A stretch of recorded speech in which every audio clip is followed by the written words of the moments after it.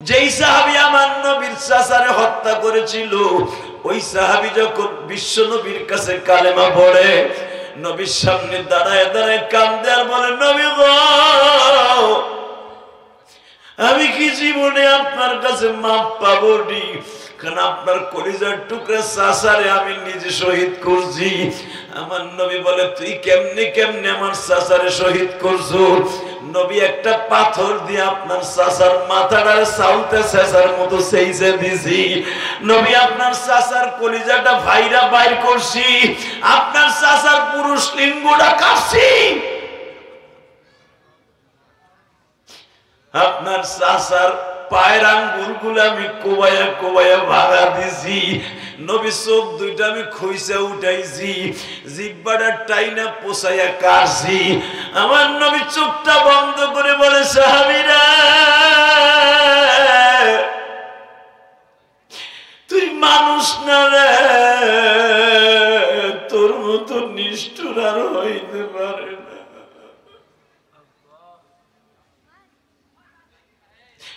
তুই কালেমা পড়ছ ঠিক আছে, তোর গুনাহ মাফ হয়ে গেছে, কিন্তু শর্ত একটা, জীবনে কোনোদিন আমার সামনে বসবি না। আমি নবী যতদিন ওয়াজ করব, তুই আমার পিছনে বয়ে বয়ে ওয়াজ শুনবি। আমার সামনে বসলেই আমার মনে পড়ে যাবে তুই আমার চাচারে কেমনে মারছো। তোর উপরে আমার ক্ষোভ আর রাগ উঠিয়া যাবে, আমার মন চাবে তোরে প্রতিশোধ নিতে। বাজান রে, এখন দিলটা নরম করে চিল্লাবার কানবা। আমি জানি নাই মাসবার মধ্যে কার যেন জনম দুঃখিনী মা,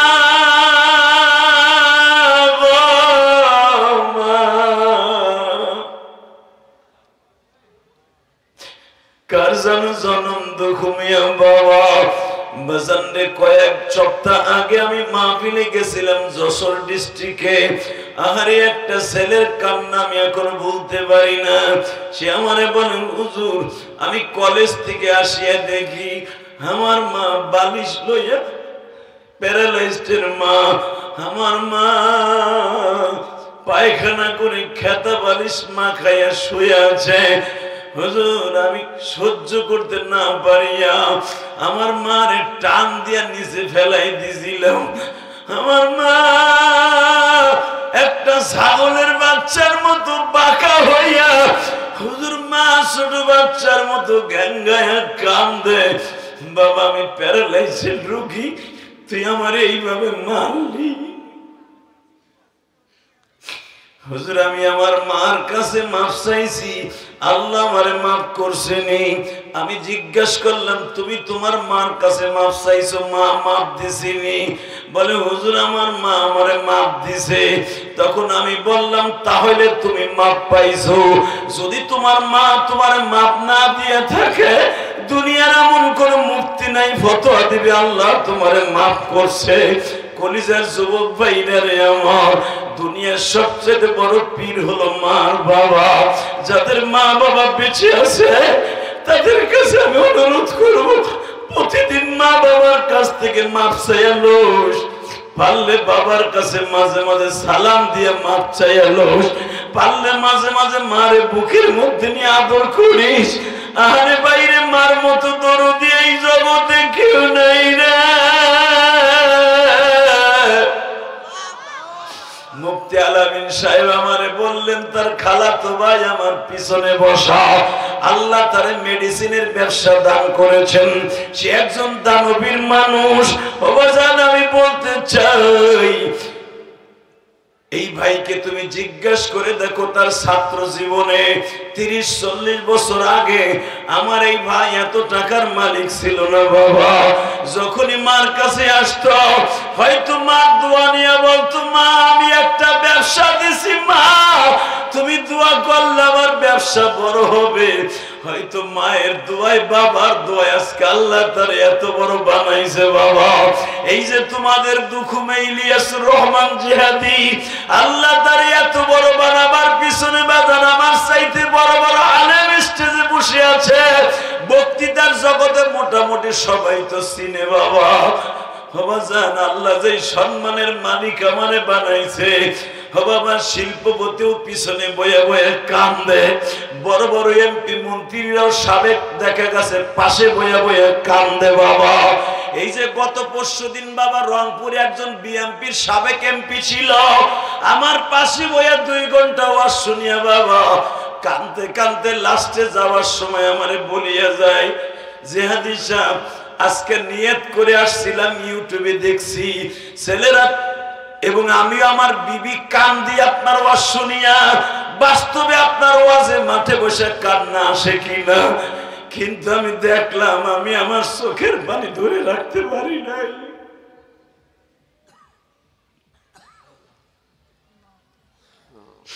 যুবক ভাই তোমরা যে আসনে আমারে বসাইছো, একটা ছেলে এখানে আসার আগে মুফতি আলামিন সাহেবের ঘরে গেছে, আমারে বলে হুজুর আমি আপনার ওয়াজ অনেক পছন্দ করি, আপনার ওয়াজ শুনলে কান্নাও আসে হাসিও আসে।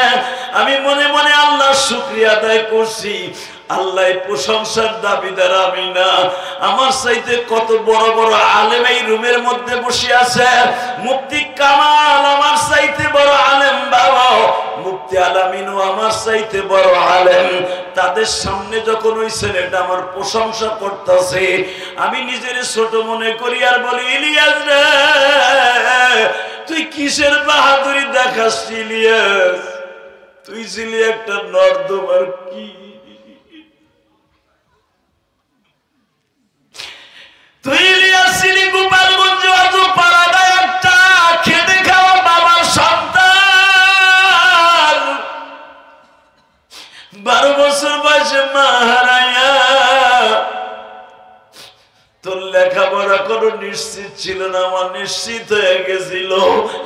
আজকে তোর সামনে কত যুবক কলেজের বন্ধুরা প্রশংসা করে, ইলিয়াস রে তুই এটা নিয়ে কোনো গৌরব করিস না। বাবা মনেকে মনেকে বুঝ দিয়া বলি, ইলিয়াস রে তোর যে এত যুবক ভালোবাসে এইটার দাবিদার তুই না, আসলে আল্লাহ তোর ওই দাবিদার বানাইছে একমাত্র তোর মায়ের দোয়ার খাতিরে। গো মা তোরে আজকে প্রশংসার দাবিদার বানাইছে তোর বাবার দোয়ার খাতিরে।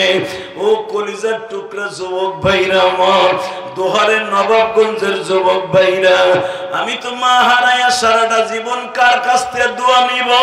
তোমাদের যাদের মা আছে মার কাছ থেকে দোয়াটা নিয়ে নিও, আল্লাহর জান্নাত তোমার জন্য সাজানো হয়ে যাবে।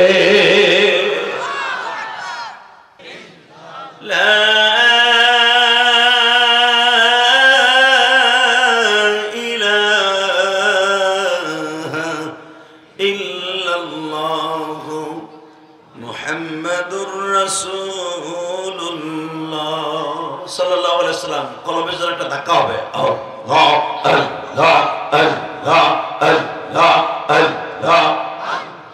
যুবক ভাই বসে পড়ো।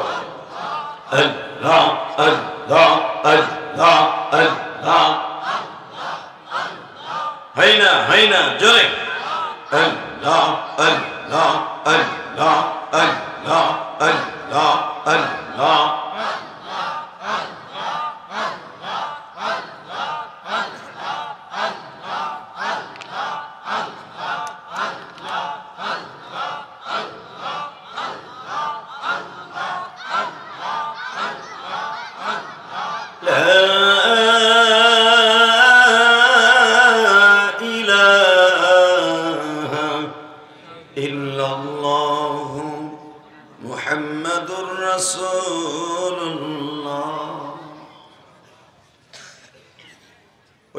প্রশংসা বলেন তো দেখে আলহামদুলিল্লাহ। আলহামদুলিল্লাহ বলে লাভ না লস? আপনি জানেন কত লাভ? এই দুনিয়ার মাঝে যত ফাঁকা জায়গা আছে আল্লাহ নেকের দ্বারা ভরপুর করে দেবে। দুনিয়ার নেতাদেরকে যদি কেউ খুশি করে, এবার আবু আশফাক ভাই যদি আসতেন, ওনার প্রতিনিধি হিসাবে আমাদের অত্যন্ত প্রিয় মানুষ আসছেন, মজনু মোল্লা না, হ্যাঁ বিশেষ অতিথি ভাই আসছে। দেখা গেছে দুনিয়ার নেতাদেরকে যদি খুশি করা যায়, সে খুশি হইয়া কিছু না কিছু দিয়ে যায়, ঠিক না? আল্লাহ, আমার আল্লাহ বলেন, আমার যদি জীবনে একটা দিন কেউ খুশি করতে পারে, আমিও তার একটা জিনিস দেই। সে জিনিসটা হলো এই 10টা পৃথিবীর সমান একটা জান্নাত দিয়ে দেই। সাহাবা একরাম বললেন, হুজুর জান্নাত তো খালি মুখে মুখে শুনলাম, চোখে দেখলাম না, ওটা কি সে তৈরি? নবী আমার বলেন, ওই জান্নাতটা একটা ইটা হলো স্বর্ণের, একটা ইটা রূপার। আরো জোরে কর, আরো জোরে। আচ্ছা, সুবহানাল্লাহ কইতে কি পয়সা খরচ হয়? বল কি অনেক খরচ হয়? তাহলে বাঁচতে বলেন কে? আল্লাহ যদি বলেন একবার সুবহানাল্লাহ বললে, আলহামদুলিল্লাহ বললে আমি খুশি হই, আর আল্লাহ যদি খুশি হয়, এর চাইতে আমার চাইতে বড় দামি মানুষ আর কে হইতে পারে? তাই না বাবা? আমার মালিক যদি খুশি হয়ে যায় যে কোনো কাজ, ওই কাজ করতে রাজি আছেন না? আল্লাহ যেন আপনাদের কবুল করে নেন। আল্লাহ মুসা আলাইহিস সালাম আল্লাহর সাথে কথা বলতেন, ডেইলি কথা কইতেন। কথা কইতে যে আল্লাহকে বলতেন, আল্লাহ তোমার কাছে একটা কথা জিজ্ঞেস করি। কি কথা জিজ্ঞাবি? আমি জানি তুমি কিছু খাও না, খাইলে কি খাইতা? আল্লাহকে কথা আর পাইলি না, আমি কি খাইতাম এটা জিজ্ঞাইতি। আল্লাহ আমার মন চাইছে তাই কইছি। আমি তো তোমারই পাগল, আর আল্লাহ তো আর দুইজন না যে একজন রাগ করে কথা না কইলে আর একজনের ভাও করবো। কথা বল না কেন? আওয়ামী লীগ যখন ক্ষমতায় ছিল 17 বছর, বিএনপি আল্লাহরা থাকলো, বাটি চালান দিয়ে সহজে পাওয়া যায় না। কারণ কি জানেন? এবারে বিএনপি পরিচয় দিলি তো এবারে গাড়ি পুরানো মামলা খাইব। গাড়ি পড়ছে পল্টনে, মামলা খাই এনে। গাড়ি পড়ছে গোপালগঞ্জ, মামলা খায় নবাবগঞ্জ। এ চাচা কথা কইেন, নাহলে কিন্তু লুলো হয়ে মরবেন। কথা কম। গাড়ি পড়ছে নবাবগঞ্জ, মামলা খায় মানিকগঞ্জ। ঠিক না বেটি? জোরে কর, আরো জোরে, জোরে। হ্যাঁ তাই না? পোলাপান কথা ফার্মের মুরগি হয়ে গেছে ভাই, ফেসবুক চালাইতে চালাইতে। আল্লাহ, এই যে রাস্তা যারা দাঁড়াইছে, এই দুলাবার পোলারা ভিতরে আয়, এটা খারায় খারায় হাসতেছে না? বাবা রে বাবা, আল্লাহ যারা ভিতরে আইব এদেরকে তুই মুলি বানাই দিবা। আল্লাহ যারা ভিতরে আইয়া বইয়া ওয়াজ শুনবো, আল্লাহ তোমার কুদরতি শক্তির কাছে পরাজয় বরণ করবো, এদেরকে তুমি জান্নাতের ভিতরে 70টা বউ মিলিয়ে দিবা। এর সাথে ভালো দোয়ার আছে? আল্লাহ আকবার। আপনি কি জানেন এক একটা বোর কোয়ালিটি কি? আয় রে আল্লাহ, এক সেরি দলা কুমড়া পাইয়া আর বর্তমান কাইল্লা সেরি পালারে যাইয়া ইচিংকিম পাকা চি চি, এমন বর্ষা হয় পোলা দুপুর হয়ে যে ভরে। বিয়ে টিয়া করে বিদেশ গেছে গা, 3 মাস পরে বউ নাই, মইনটন ঘাটে গেছে আর এক পোলার মোটর সাইকেলে বইয়া। কথা কর না কে? এইটা আবার ছবি তুলে পাঠাইছে মগার কাছে, দেখ তোর বউ করে কি চিংকিম পাকা চি চি করতেছে। পোলা হেঁতে স্টক করে। কথা কর না কেন? আল্লাহ, আল্লাহ তোকে হেফাজত করে। জোর কেনা আমি, আরো জোরে কেনা আমি। এই যে আমার বাইরে যারা আসছে, এগো বউকে যদি বউ মাও মারে, স্বর্ণের প্লেটে ভাতও খাওয়ায়, তোগুলোকে প্রেম করবো না। কারণ আছে তো, এগো জিনিসগুলো অরিজিনাল। আর তোর ডাল চাই না, 2 দিন পরে আর পায় না, এই লেগে তো সেরি জায়গা। আল্লাহকে যারা ভালোবাসবি 100% কসম করে বলে গেলাম, আল্লাহ তার সর্বদিক দিয়ে হেফাজত করবে। কথা ঠিক না বেটি? ওই যে চাষার দাড়ি মারি পাইকে গেছে, ডেলি চাষিরে পিডে বেটা, আসর তিয়ানে মাগরিব বন্ধ কালে ঘুষাই বিডিরে, এরপরও বিডি বাড়ি ছেড়ে যায় না। আর তোরটা নগের টোকাও দেশ নাই, ইচিং কিম্পা। মনে রাখবি, দুনিয়ায় যে যত বেশি আল্লাহর নাফরমানি করবি, আল্লাহর গজবে তত পড়ে যাবে। কথা বলে না কেন? এই দোহার নবাবগঞ্জের পোলাপান তোমাকে চিনি, তোমাকে এলাকার পোলাপান বেশিরভাগ প্রবাসী। কথা বল না কেন? প্রবাস জীবন যাদের কত কষ্টের তা জানো? মহিলার গোষ্ঠী স্বামীর টাকা দিয়ে এত ফুডানি দেখাও, পারলে পরের বাসায় 1 মাস কাম করে কিছু কামাইয়া দেখায় দাও তোমার স্বামীর মতো, দেখো যে কামাইতে কি কষ্ট। কথা বল না কেন? চাটা খাই একটু চাষটা দিলে একসাথে বলেন, হ্যাঁ আওয়াজ করা যাবে না, শুধু আমি আপনাদের খেদমত আরজ করব। দুনিয়ায় যতদিন বাঁচবো আল্লাহর গুণগান গাইব, ঠিক না? বলেন তো আলহামদুলিল্লাহ, বলেন তো আল্লাহু আকবার। বাজান, জান্নাত জীবনে শুনছেন, চোখে দেখেন নাই। জাহান্নাম শুনছেন, চোখে দেখেন নাই। শুধু মনে রাখবেন, জান্নাত এমন একটা জায়গা, এমন একটা জায়গা জান্নাতে, সুখের জায়গা, যেখানে কোনো দুঃখ নাই, খালি সুখ আর সুখ। আর জাহান্নাম এমন একটা জায়গা, খালি শুনছেন আয়না ঘর, আয়না ঘর। শেখ হাসিনা আয়না ঘর বানাইছিল, আয়না ঘর তো সহে দেয় নাই, দেখছেন? যখন নিয়ে ঢুকাইয়া দিছিল গরম গরম ডিম, এক কাছে জিগাবেন মাঝে মাঝে।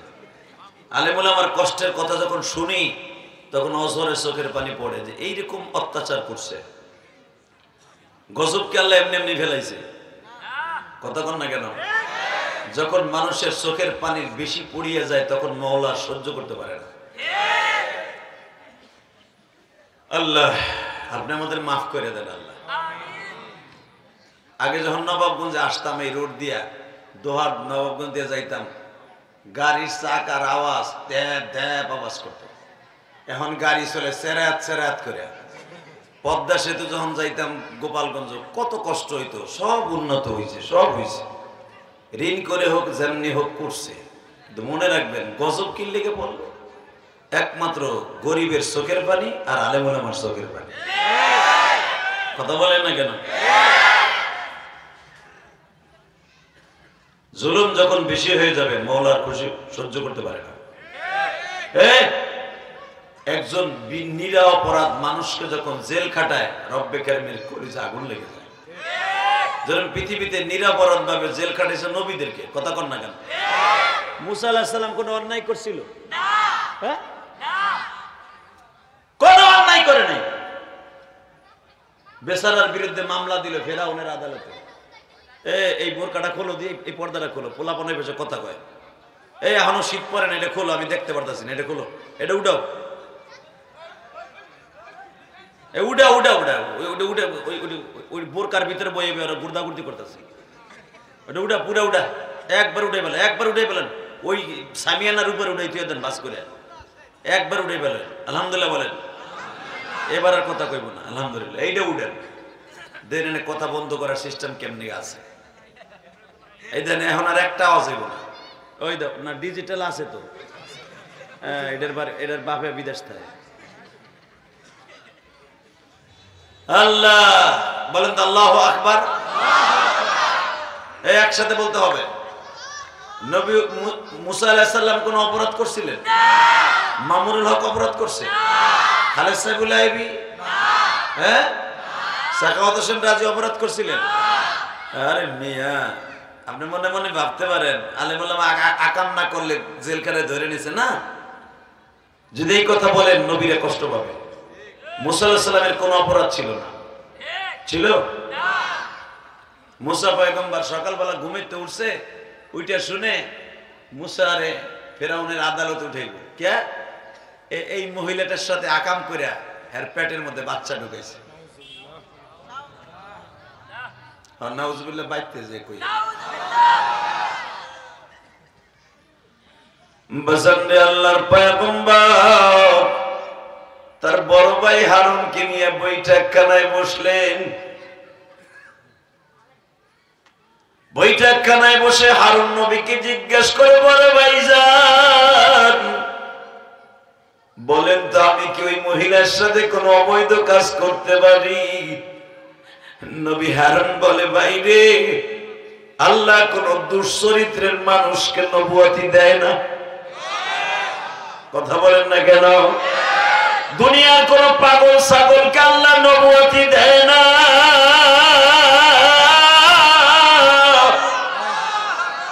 দুনিয়ায় কোন কালো মানুষকে আল্লাহ নবুয়তি দেয় না। নবুয়তি এমন মানুষকে দেয়, কোটি কোটি মানুষের মধ্যে একজন দেয়। তার চেহারা দেখেই বোঝা যাবে উনি নবী। কথা বল না কেন? হ্যাঁ, দুনিয়ায় কোন খাটো মানুষ নবী পাবেন না, দুনিয়ায় কোন অসুন্দর মানুষ নবী পাবেন না। দুনিয়ায় কোন বুদ্ধিহীন কম বুদ্ধি এমন কোন মানুষকে আল্লাহ নবুয়তি দেন নাই, কোন পাগল ছাগলকে আল্লাহ নবুয়তি দেন নাই। আল্লাহ কোটি কোটি মানুষের মধ্যে নবীগুলোকে বাইসা বাই করে দিত। আমি একটা সিমটম বর্ণনা করি, এই পৃথিবীতে সবচেয়ে সুন্দর চেহারা আমার নবী ছাড়া অবাই দিয়া চেহারা দিয়া একজন মানুষ আল্লাহ বানাইছে, সে নবী মুসা। সে হলো ইউনুস, সে হলো ইউসুফ। আলহামদুলিল্লাহ বলেন। পৃথিবীতে আমার নবীর মতো মানুষকে ওরে বানাইলেন। আর মুসা আলাইহিস সালাম ছিল তাদের মধ্যে অন্যতম একজন নবী। কারণ মুসা আলাইহিস সালাম যেদিন আল্লাহর সাথে কথা বলতে গেছে, আল্লাহর নূরের তাজাল্লির ফোকাসে মুসা নবীর চেহারার বডির কনস্ট্রাকশন পরিবর্তন হয়ে গেছে। এই মিয়া, যার উপর আল্লাহ সরাসরি নূরের তাজাল্লি পড়ছে। নূরের তাজাল্লি আমি আপনাদের বুঝাই। একটা ঘরের টিনের ঘরে দেখবেন মাঝে মাঝে যখন বিকালবেলা ওই টিনের ঘরের মাঝখান দিয়ে ছিদ্র দিয়ে সূর্যের তাপ যখন ঢুকে, দেখছেন না? হ্যাঁ, দেখছেন ওই জায়গাটা কেমন আলো হয়? সুবহানাল্লাহ। আমার আল্লাহ শুধু তুর পাহাড় হলো 22 কিলোমিটার লম্বা। এই তুরে সিনিয়াইন যাকে বলা হয়, এইটা 22 কিলোমিটার সীমা রেখা। এই 22 কিলোমিটারটা আল্লাহর একটা নূরের ফোকাস মারছিলেন।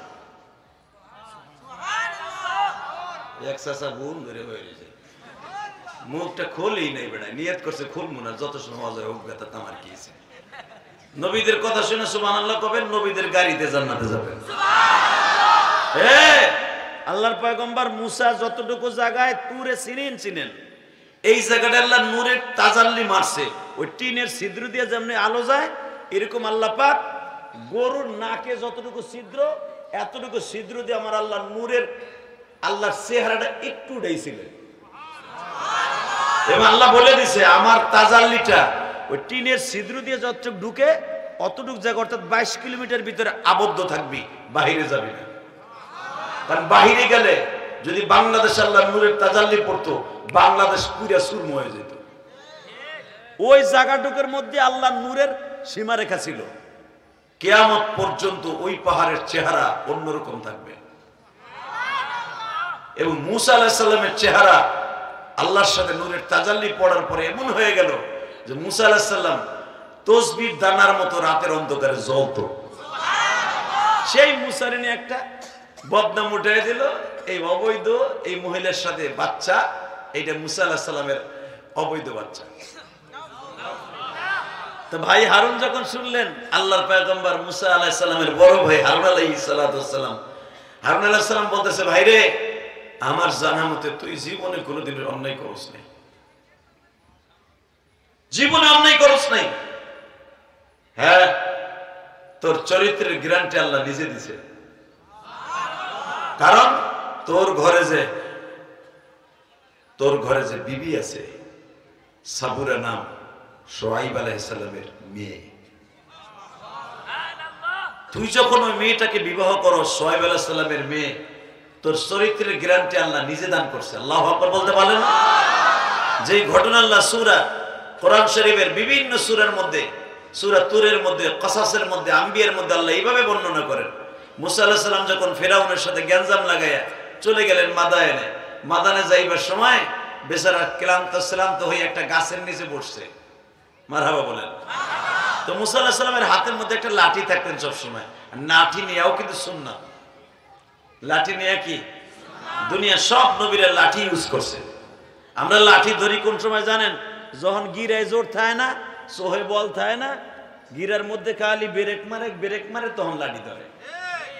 আর এর আগে যদি লাঠি ধরি মানুষের টিটকার মারে, কি রে তুই যে মনে লুলে হয়ে গেছে।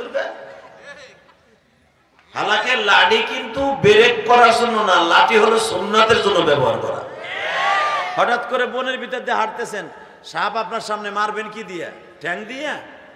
তো দিও ঠ্যাং দিয়ে লাঠিটা দেও না, কতক্ষণ না কেন? হঠাৎ করে আপনার সামনে একটা বিষাক্ত জিনিস পড়ে গেল, তাড়াবেন কি দিয়া? কুত্তা একটা সামনে বাজে, সাপ বাদ দেন, কুত্তা বাজে না? কুত্তা যদি তুমি তো পিছনতে দৌড় মারবা, কুত্তা দিয়ে খাবলা মারবা, কতক্ষণ না কেন? দেখছেন লাঠি সুন্নাত কি? ওই কুকুরে তাড়াবার জন্য আপনার লাঠি দরকার আছে। এই জন্য বিশ্বনবী তার যৌবন কালের থেকে লাঠি ব্যবহার করছে। দুনিয়া সব নবী যৌবন কাল থেকে লাঠি ব্যবহার করছে। লাঠি ব্যবহার করা সুন্নাত না, এটা কোনো শৌখিনতা না, এবং এটা কোনো স্টাইল না, এটা হলো নবীদের সুন্নাত হিসাবে যদি কেউ ব্যবহার করে আল্লাহ তাআলা অনেক বিপদ থেকে রক্ষা করে। আল্লাহ মনটা খারাপ, তাকান আমার দিকে।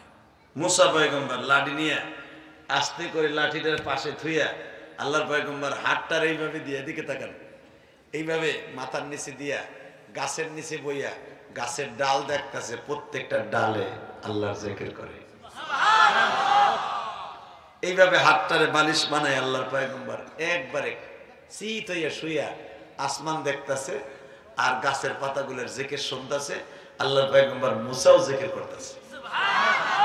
ইন দি মিটাইমে মুসা আলাইহিস সালাম গাছের পাতারে জিজ্ঞেস করে, কারণ নবীরা তো গাছের পাতার আওয়াজও বুঝে, পৃথিবীর সব মাখলুকের ভাষা বুঝে। গাছের পাতায় আল্লাহর জিকির করে, মুসা আলাইহিস সালাম শুনে গাছের পাতারে জিজ্ঞেস করে, এই তুই কি 24 ঘন্টায় আমার মাওলার জিকির করিস? গাছের পাতা কি কয়? কোরআনে তার প্রমাণ, সাব্বাহা লিল্লাহি মা ফিস সামাওয়াতি ওয়া মা ফিল আরদ। খালি আমি না, আসমান জমিনের মাঝে যত মাখলুক আছে, গাছ গাছলা, বৃক্ষলতা, তরু তাজা, এমন কি পাহাড় পর্বত শুদ্ধ আমার মাওলার জিকির করে। সুবহানাল্লাহ। এবার কানবেন। মুসা পয়গম্বর বলে, আরে তোর আমার মাওলারে চিনলি, আমরা চিনলাম না। আমি জানি তুই গাছ কোনোদিন জাহান্নামে যাবি না, আমি জানি বনের কুত্তাটা জাহান্নামে যাবে না, এমনকি শুয়ার জাহান্নামে যাবে না, আমি মানুষ নামে জানোয়ার জাহান্নামে যাব। আমরা কুকুরে ডাক দেই, কুকুরে পায়খানা খাওয়াই, কুকুরের কত কিছু ঘৃণা করি, আপনি জানেন? এই কুকুর ডাইরেক্ট জান্নাতে চলে যাবে, কুকুরের কোনো হিসাব নেই। কথা বলেন না কেন? হালাকি আমার আল্লাহ বলে, ওয়ালা আসরি ইন্নাল ইনসানা লাফি খাসর, সব মানুষগুলো ক্ষতির মধ্যে, ইল্লাল্লাযীনা আমানু, শুধু তারাই, ইল্লাহ হবে ইস্তিসনা, তারাই শুধু ক্ষতিগ্রস্তের মধ্যে না, তারাই শুধু জাহান্নামের খাতায় নাম দেবে না। ইল্লাল্লাযীনা আমানু ওয়া আমিলুস সলিহাত, যারা নেক আমল করবে এবং ঈমান আনবে তারাই ক্ষতির মধ্যে না, তারাই আল্লাহর জান্নাতে যাবে। সুবহানাল্লাহ। আরো জোরে কোন সুবহানাল্লাহ। এবার আমার দেখতে কেন, হ্যাঁ না আর সামনে কইয়া কইবে বড় জিডুকা গেছে আগাইছে, আর এর সাথে বেশি আগাইলে সমস্যা আছে। ওই চাচায় যদি সুযোগ পায় যে আগাইতে বসে, ওই ফাঁকি উঠে হাঁটা দিব, যেমনি সেমনি থাকুক। এই নবাবগঞ্জের দোহারের মানুষ এরা অন্য কোয়ালিটির মানুষ। বেশিরভাগ দেখবেন নবাবগঞ্জ আর দোহারে আল্লাহর ওলির অভাব নাই, মিথ্যা নবীর অভাব নাই। কথা বল না, মানে বরকতুল্লাহর মতো একটা হারামি ও বলে আবার নবী দাবি করে। কথা বল না কেন? এই বেটা, ওর সাথে বড় হারামি কে হইতে পারে যে পৃথিবীতে যে নবী দাবি করে, ওর মতো জাহান্নামী আল্লাহর জমিনে কেউ হতে পারে না। কথা বল না কেন? আপনি জানেন নবী দাবি করা কত বড় অপরাধ? জাগায় ওরে মাইরে ফেলতে হবে, জাগায়। আগে তো শেখ হাসিনার আমলে দাবি করছে, এখন বললে দাবি করিস। ওই মুফতি কামাল আর এই যে আরেকজনা এই মাদ্রাসার মুফতি আলামিন, এই দুইটাই তোরে সাইজ করতে পারবে। এক একটা আলেমকে আল্লাহ কত হিকমত দিয়েছে তা তো জানোস না। আলেম ওলামা খালি পারে না প্রশাসনের কারণে, তা না তোর মতোই মিথ্যা নবী দাবিদার ও পিড়াইয়া সোজা করতে মাত্র 5 মিনিট টাইম লাগবে। আলেম ওলামার গায়ে আল্লাহ বহুত শক্তি দিছে। কথা বলেন না কেন? আমাদের শক্তি তো আর বাহিরে খরচ করি নাই, আমাদের শক্তি খরচা করলে আমার মাহবুদের কোরআনের পিছনে খরচা করছি। জীবনটা কোরআন দিয়ে নষ্ট করি নাই, কোরআনের পিছনে নষ্ট করছি, যেন কিয়ামত পর্যন্ত আলেমদের বডি আল্লাহ দিয়া কুদরতি শক্তি এটা। কথা বলেন না কেন? না হলে দেখেন আফগানিস্তানে মোল্লারা দেশ গড়ছে, এমন ভাবে গড়ছে পুলিশগুলা বন্দুক নিয়ে হাঁটে, মনে হয় ফেরেশতা খাড়াই দিছে। সৌদি আরব আফগানিস্তানের সাথে ইসলামী স্টেট কায়েম করতে পারে না, এবং আফগান এখন এমন জায়গায় চলে গেছে সারা পৃথিবী দেখবেন, সারা পৃথিবী শাসন করবে আফগানিস্তান। অপেক্ষা করেন কিছুদিন, দেখতে পারবেন। আল্লাহ আল্লাহ হেফাজত করুক। জোর করে আমিন। আরো জোর করে আমিন। মনটা খারাপ না তো? এখন মনের ভিতরে খুশি এনে ফেলে, জান্নাতে যাওয়ার জন্য রেডি হয়ে যাবে। আল্লাহ তাআলা দুনিয়া বেশি দিন আমাকে বাঁচায় রাখবেন না, যে কোনো মুহূর্তে চলে যেতে পারে। দুনিয়ায় বাইসে থাকার বেশি আর আশাও নাই। আর যে কয়দিন আল্লাহ রাখে যেন ইমানের হালাতেই রাখে। বেঈমান হয়ে যেন একটা সেকেন্ড বেঁচে থাকতে চাই না। কথা ঠিক না বেঠিক? ইমান নিয়েই মরতে চাই, ইমান নিয়ে বাঁচতে চাই। ভাইজান, টাকা পয়সা আইজ আছে কাল নেই, এটার কোনো বাহাদুরি নেই, কোনো গ্যারান্টি নেই, কিন্তু ইমানের গ্যারান্টি আছে। ইমান নিয়ে যদি কেউ যাইতে পারে, দুনিয়াও শান্তি, আখিরাতেও শান্তি। মানুষের পরে জুলুম করে কোনো লাভ নেই। মুসা পয়গম্বরের বড় ভাই হারুন আলাইহিস সালাম বললেন, আচ্ছা ঠিক আছে, তুই বিচারের সম্মুখীন হতে হবে, দেখি না তোমার বিচার কি করে। মুসা আলাইহিস সালামের পক্ষে কেউ নাই।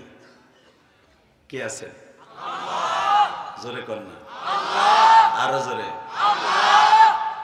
আর তার বিবি আর তার বাইগনা লুত, এই কয়েকজন মানুষ শুধু মুসা আলাইহিস সালামের পক্ষে, আর কেউ নাই। একটা সময় ছিল বাংলাদেশে, একটা টাইম আসিল বিগত সময়, আলেম ওলামার কথা কেউ শুনতে চাইতো না। মসজিদের সভাপতি, সেক্রেটারি, সে যে দলেরই হোক, হুজুরের টিটকারা দিয়ে কইতো, জায়গায় কথায় উঠতেন হেরাই, কথা কন না কেন? মনে রাখবেন, সময় আল্লাহ ঘুরায়, কারণ সময় কারো বাপের হাতে নাই, সময় কার হাতে? ইখরাজুল হাইয়্যি মিনাল মাইয়্যিত। মনে রাখবেন, মৃত্যু যেরকম, মৃত্যু থেকে হায়াত, জীবিত আল্লাহ বের করেন, ডিমের থেকে, একটা মৃত ডিম থেকে আল্লাহ যেন একটা জীবিত আস্থা মানুষকে জিন্দা, এক ফোঁটা নাপাক মৃত জিনিস থেকে একটা 3.5 হাত বডির মতো একটা মানুষকে আল্লাহ বাইর করতে পারে, ওই মালিক সব পারে।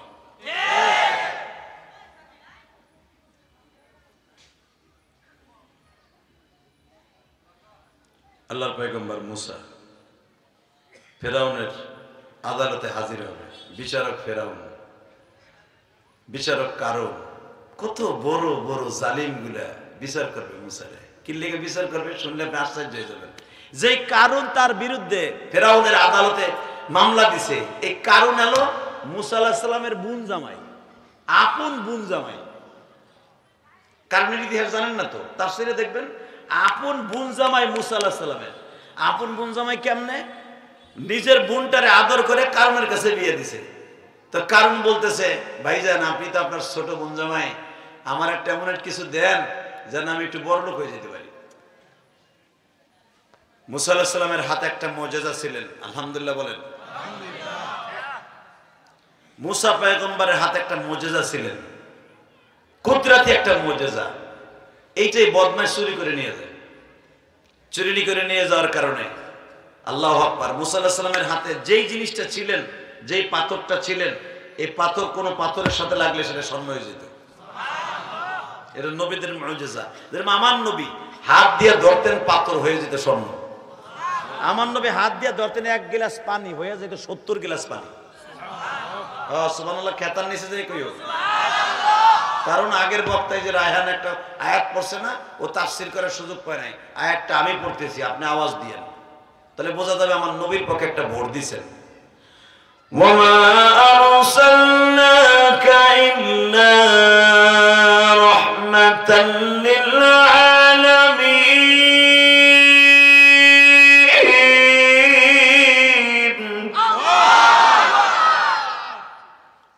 এই রহমতটা শুধু মদিনার না, সারা পৃথিবীর নবী, রাহমাতাল লিল আলামিন। আর আমার আল্লাহর নাম হলো রব্বুল আলামিন।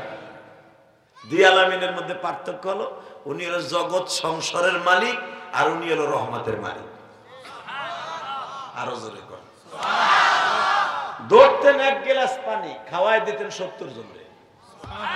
ধরতেন 1 পেয়ালা দুধ, খাওয়াইতেন 1000। এক বদনি পানি দিয়ে ওযু করাইতেন অন্তত 70 জনকে। আল্লাহু আকবার, আল্লাহু আকবার, আল্লাহু আকবার। ধরতেন 1 ডিব্বা খেজুর, খাওয়াইতেন 1500 সাহাবী। আমার নবী ধরতেন 1 টুকরা গোশত, 1 টুকরা গোশত হাতে নিতেন, প্লেটের মধ্যে রাইখে হাতটা চাইপে ধরে খালি নবী চাকু দিয়ে কাইটা কাইটা দিতেন, খালি দিতেন। ওই 1 টুকরা গোশত খাইতেন 100 সাহাবী।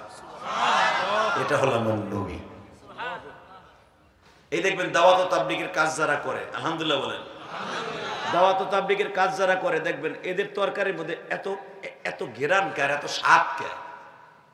এই তরকারিটা পাক করার আগে দাওয়াত ও তাবলীগের লোকেরা ওযু করে, কথা বল না কেন? এবং এটা বরকতি আলাদা। এখন আবার তাবলীগ লিয়ে ভণ্ডামি শুরু হয়েছে। হ্যাঁ, এক গ্রুপ হয়ে গেছে 7 গ্রুপ।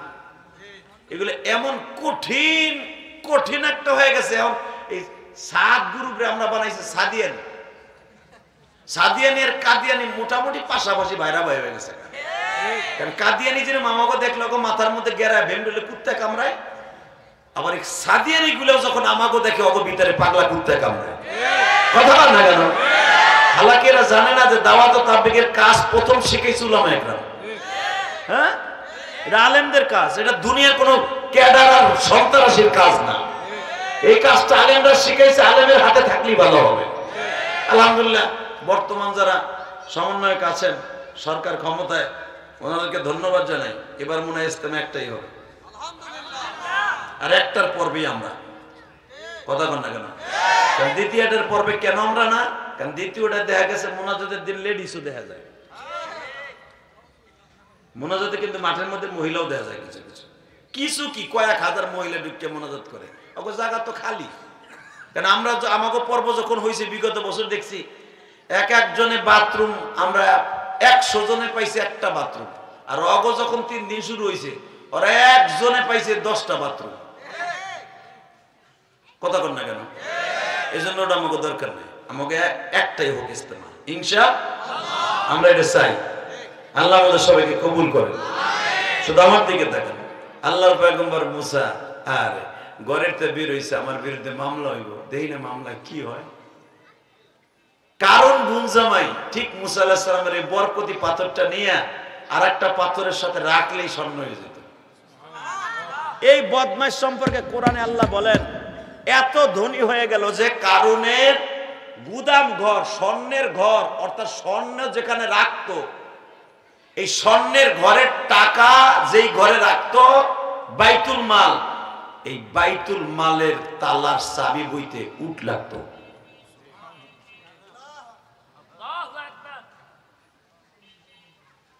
এত সম্পদের মালিক এই বদমাইশ। মুসা আলাইহিস সালাম বললেন, জামাই এটা কথা কই ভাই, আমি বুঝছি তুই আমার জিনিসটা বরকতি জিনিসটা আবে হায়াত সেটা নিয়ে তুই শিল্পপতি কোটিপতি পৃথিবীর শ্রেষ্ঠ ধনী হয়েছিস। তুই অন্তত যেই সম্পত্তি কামাইছিস আল্লাহ তোরে দিছে, যেমনি হোক তোরে দিয়ে আল্লাহ একটা নিদর্শন পৃথিবীতে রাখবে। আমি মুসা জানি তোরে দিয়ে পৃথিবীতে একটা নিদর্শন রাখবে আমার মালিক, আমি জানি। পৃথিবীর শ্রেষ্ঠ ধনী তুই, তোর সম্পদ থেকে মাত্র 10 ভাগের 1 ভাগ আল্লাহর রাস্তায় দান কর। কারণ পট করে বলে ফেলবো এই সম্পদ কি আমি কার বাপের টাকা দিয়ে ইনকাম করছি, আমার নিজেরটা দিয়ে নিজে করছি, আমি আল্লাহর রাস্তায় দেবো কেন? মুসা আলাইহিস সালাম বললেন, ভাই রে এই কথা বলিস না, মালিক দেয় মালিক নেয়। সম্পদ কে দেয়? নেয় কে? সুস্থ কে রাখে? অসুস্থ কে রাখে? সম্পদ কে দেয়? ক্ষমতা কে দেয়? 45 মিনিট 45 মিনিট টাইম কে দেয়? এটা ওয়াকারুজ্জামান দেয় নাই, এ দিছে। কথা বল না কেন? শুধু আমার দিক তাকাবেন, কোন দিকে ঘাটটা ঘুরাবেন না। পৃথিবীতে টাকার বাহাদুরি দেখায় কেউ ক্ষমতায় থাকতে পারে নাই, ক্ষমতার বাহাদুরি দেখায় কেউ থাকতে পারে নাই।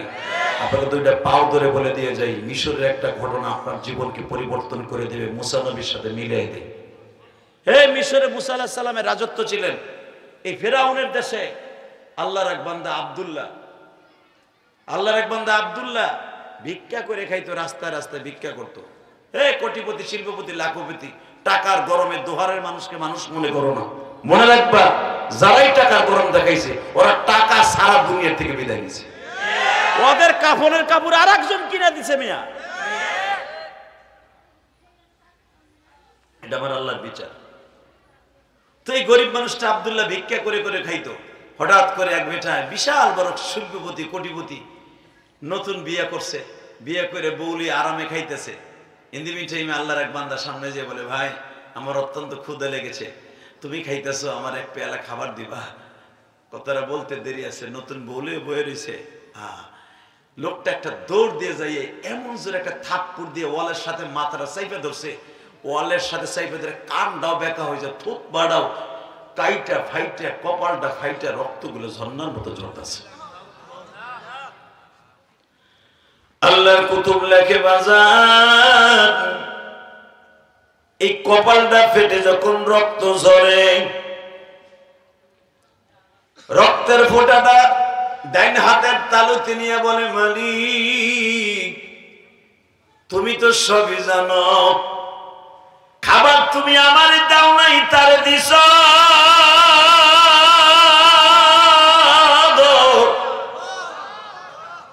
তারও পেট আছে, হাত আছে, পা আছে, আমারও আছে।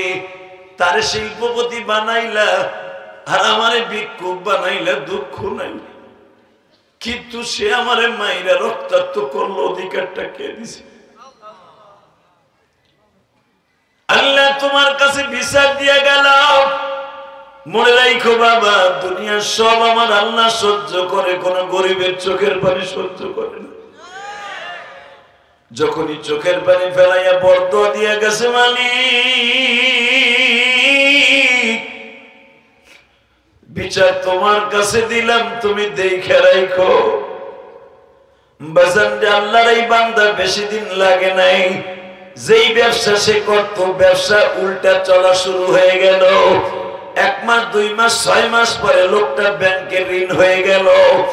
ঋণ হয়ে বাবা 1 বছরের মাথায় ব্যাংকের ঋণ দিতে যাইয়া ব্যবসা সব ফতুর হয়ে গেল। 2 বছরের মাথায় আল্লাহর এই বান্দা পথের ভিখারি হয়ে গেল। ও বাবা, আমার মাওলার খেলা বোঝার কোন সিস্টেম নাই। পদ্মা নদীর ওই কুল ভাঙে এই কুল করে, এটাই তার খেলা। সকালবেলা ধনী থাকে, ফকির বিকেল বেলা। 3 বছরের মাথায় ঋণের বোঝা মাথায় লইয়া ভিক্ষু। যখন বেটায় বউ চালাইতে পারে না, ছেলে মেয়েও হয় নাই, বউরে কয়ে, দেখ আমার পেট আমি চালাইতে পারি না, তুই অন্য পুরুষের কাছে জাগা, আমি আর তোরে রাখতে পারবো না। তালাক দিয়ে দিল, চলে গেল আল্লাহর বান্দা। আল্লাহর বান্দি চলে যাওয়ার পরে কিছুদিন যাইতে না যাইতেই দেখা যাইতেছে অন্য থানায়, এটা দোহার থানা, ওটা নবাবগঞ্জ থানা। নবাবগঞ্জ থানায় ধরেন কেরানীগঞ্জের কাছাকাছি তুলসীকালী ব্রিজের নিচে হঠাৎ করে আল্লাহর এক বান্দা বিশাল বড় শিল্পপতি হয়ে গেছে। আরো জোরে বলেন, আল্লাহ পারে না? পারে? বিশ্বাস হয়? বলেন তো আলহামদুলিল্লাহ। এই যে পারে, যে আলহামদুলিল্লাহ বলছেন, আপনি একদিন না একদিন হবেন, আপনি না হন আপনার নাতি বড় লোক। আলহামদুলিল্লাহ কিন্তু মিস নাই। আপনারা হয়তো অনেকে জানেন না, আলহামদুলিল্লাহ মিস নাই। আল্লাহ সুখে দুঃখে প্রশংসা করবেন, আল্লাহ সুখে দুঃখে একদিন না একদিন আপনার মনের আশা পুরো করবেন। ওই আশায় বুক বেঁধে বলেন তো আলহামদুলিল্লাহ, বলেন তো সুবহানাল্লাহ। হঠাৎ করে বড় লোক হয়ে গেছে, তুলসীকারী ব্রিজের গোড়ে বিশাল বড় অট্টালিকা করে ফেলছে আল্লাহর বান্দা। কিন্তু লোকটা এত ভালো মানুষ যে তার দরজায় যায় কেউ খালি হাতে ফিরে আসে না। তো এই লোকটা যে ভিক্ষুক হয়ে গেছে, ও শুনছে যে ওইখানে বলে খাজানা আছে, অনেক গেলেই কেউ ঋণ থাকলে লোকটার কাছে হাত পাতলে অনেক কিছু পায়। বড় আশায় বুক বেঁধে দরজার কাছে ডাক দিয়েছে, ঘরের মধ্যে কেউ আছেন গো? যায় দেখে লোকটা সকালবেলা ইশাকের নামাজ পড়ে বিবি লইয়া নাস্তা করবে। ইন্দিমিন টাইমে যখন হাক দিছে ঘরের ভিতর, ওই লোকটা বলতেছে, দেখো আমার দরজায় যা আসে, তুমি হয়তো আমার বাড়িতে আসছো, নতুন বিয়ে করছি তোমারে, আমার নিয়ম হলো আমার বাড়িতে যারা আসবে খালি হাতে কেউ ফিরাই দিব না।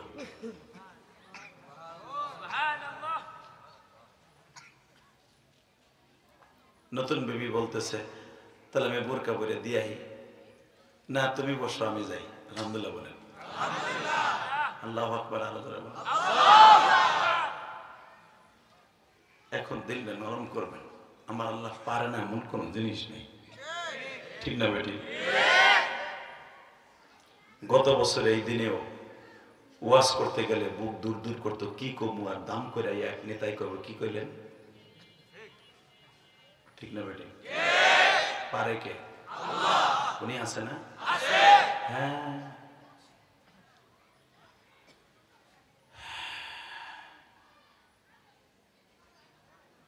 বিবির বোরকা পরায় বলে যাও দিয়ে আসো, আমি হাতটা ফেরে শুই, যা আমরা খাইতেছি দৈরে দিয়ে দাও, এটা লোকটা খাক, আর কি চাই দেখো।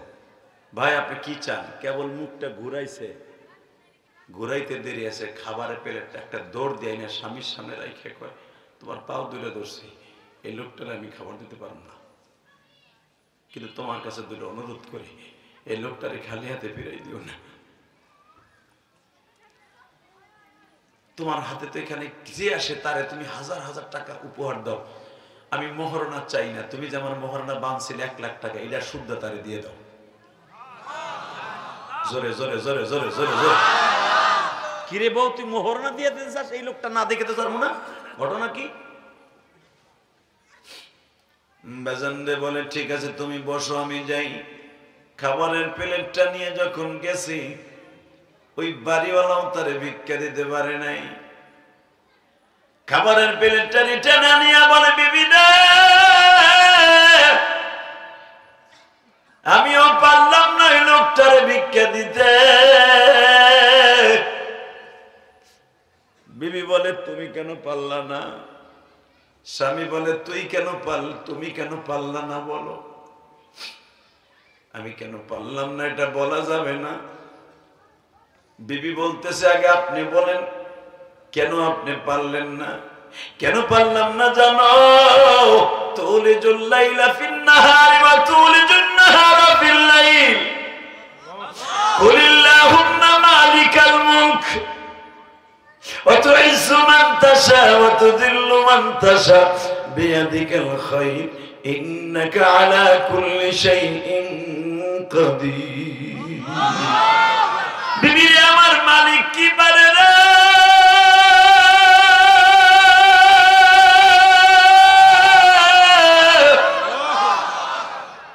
একটু বুঝায় না বললে কেমনে পারি? কি হয়েছে?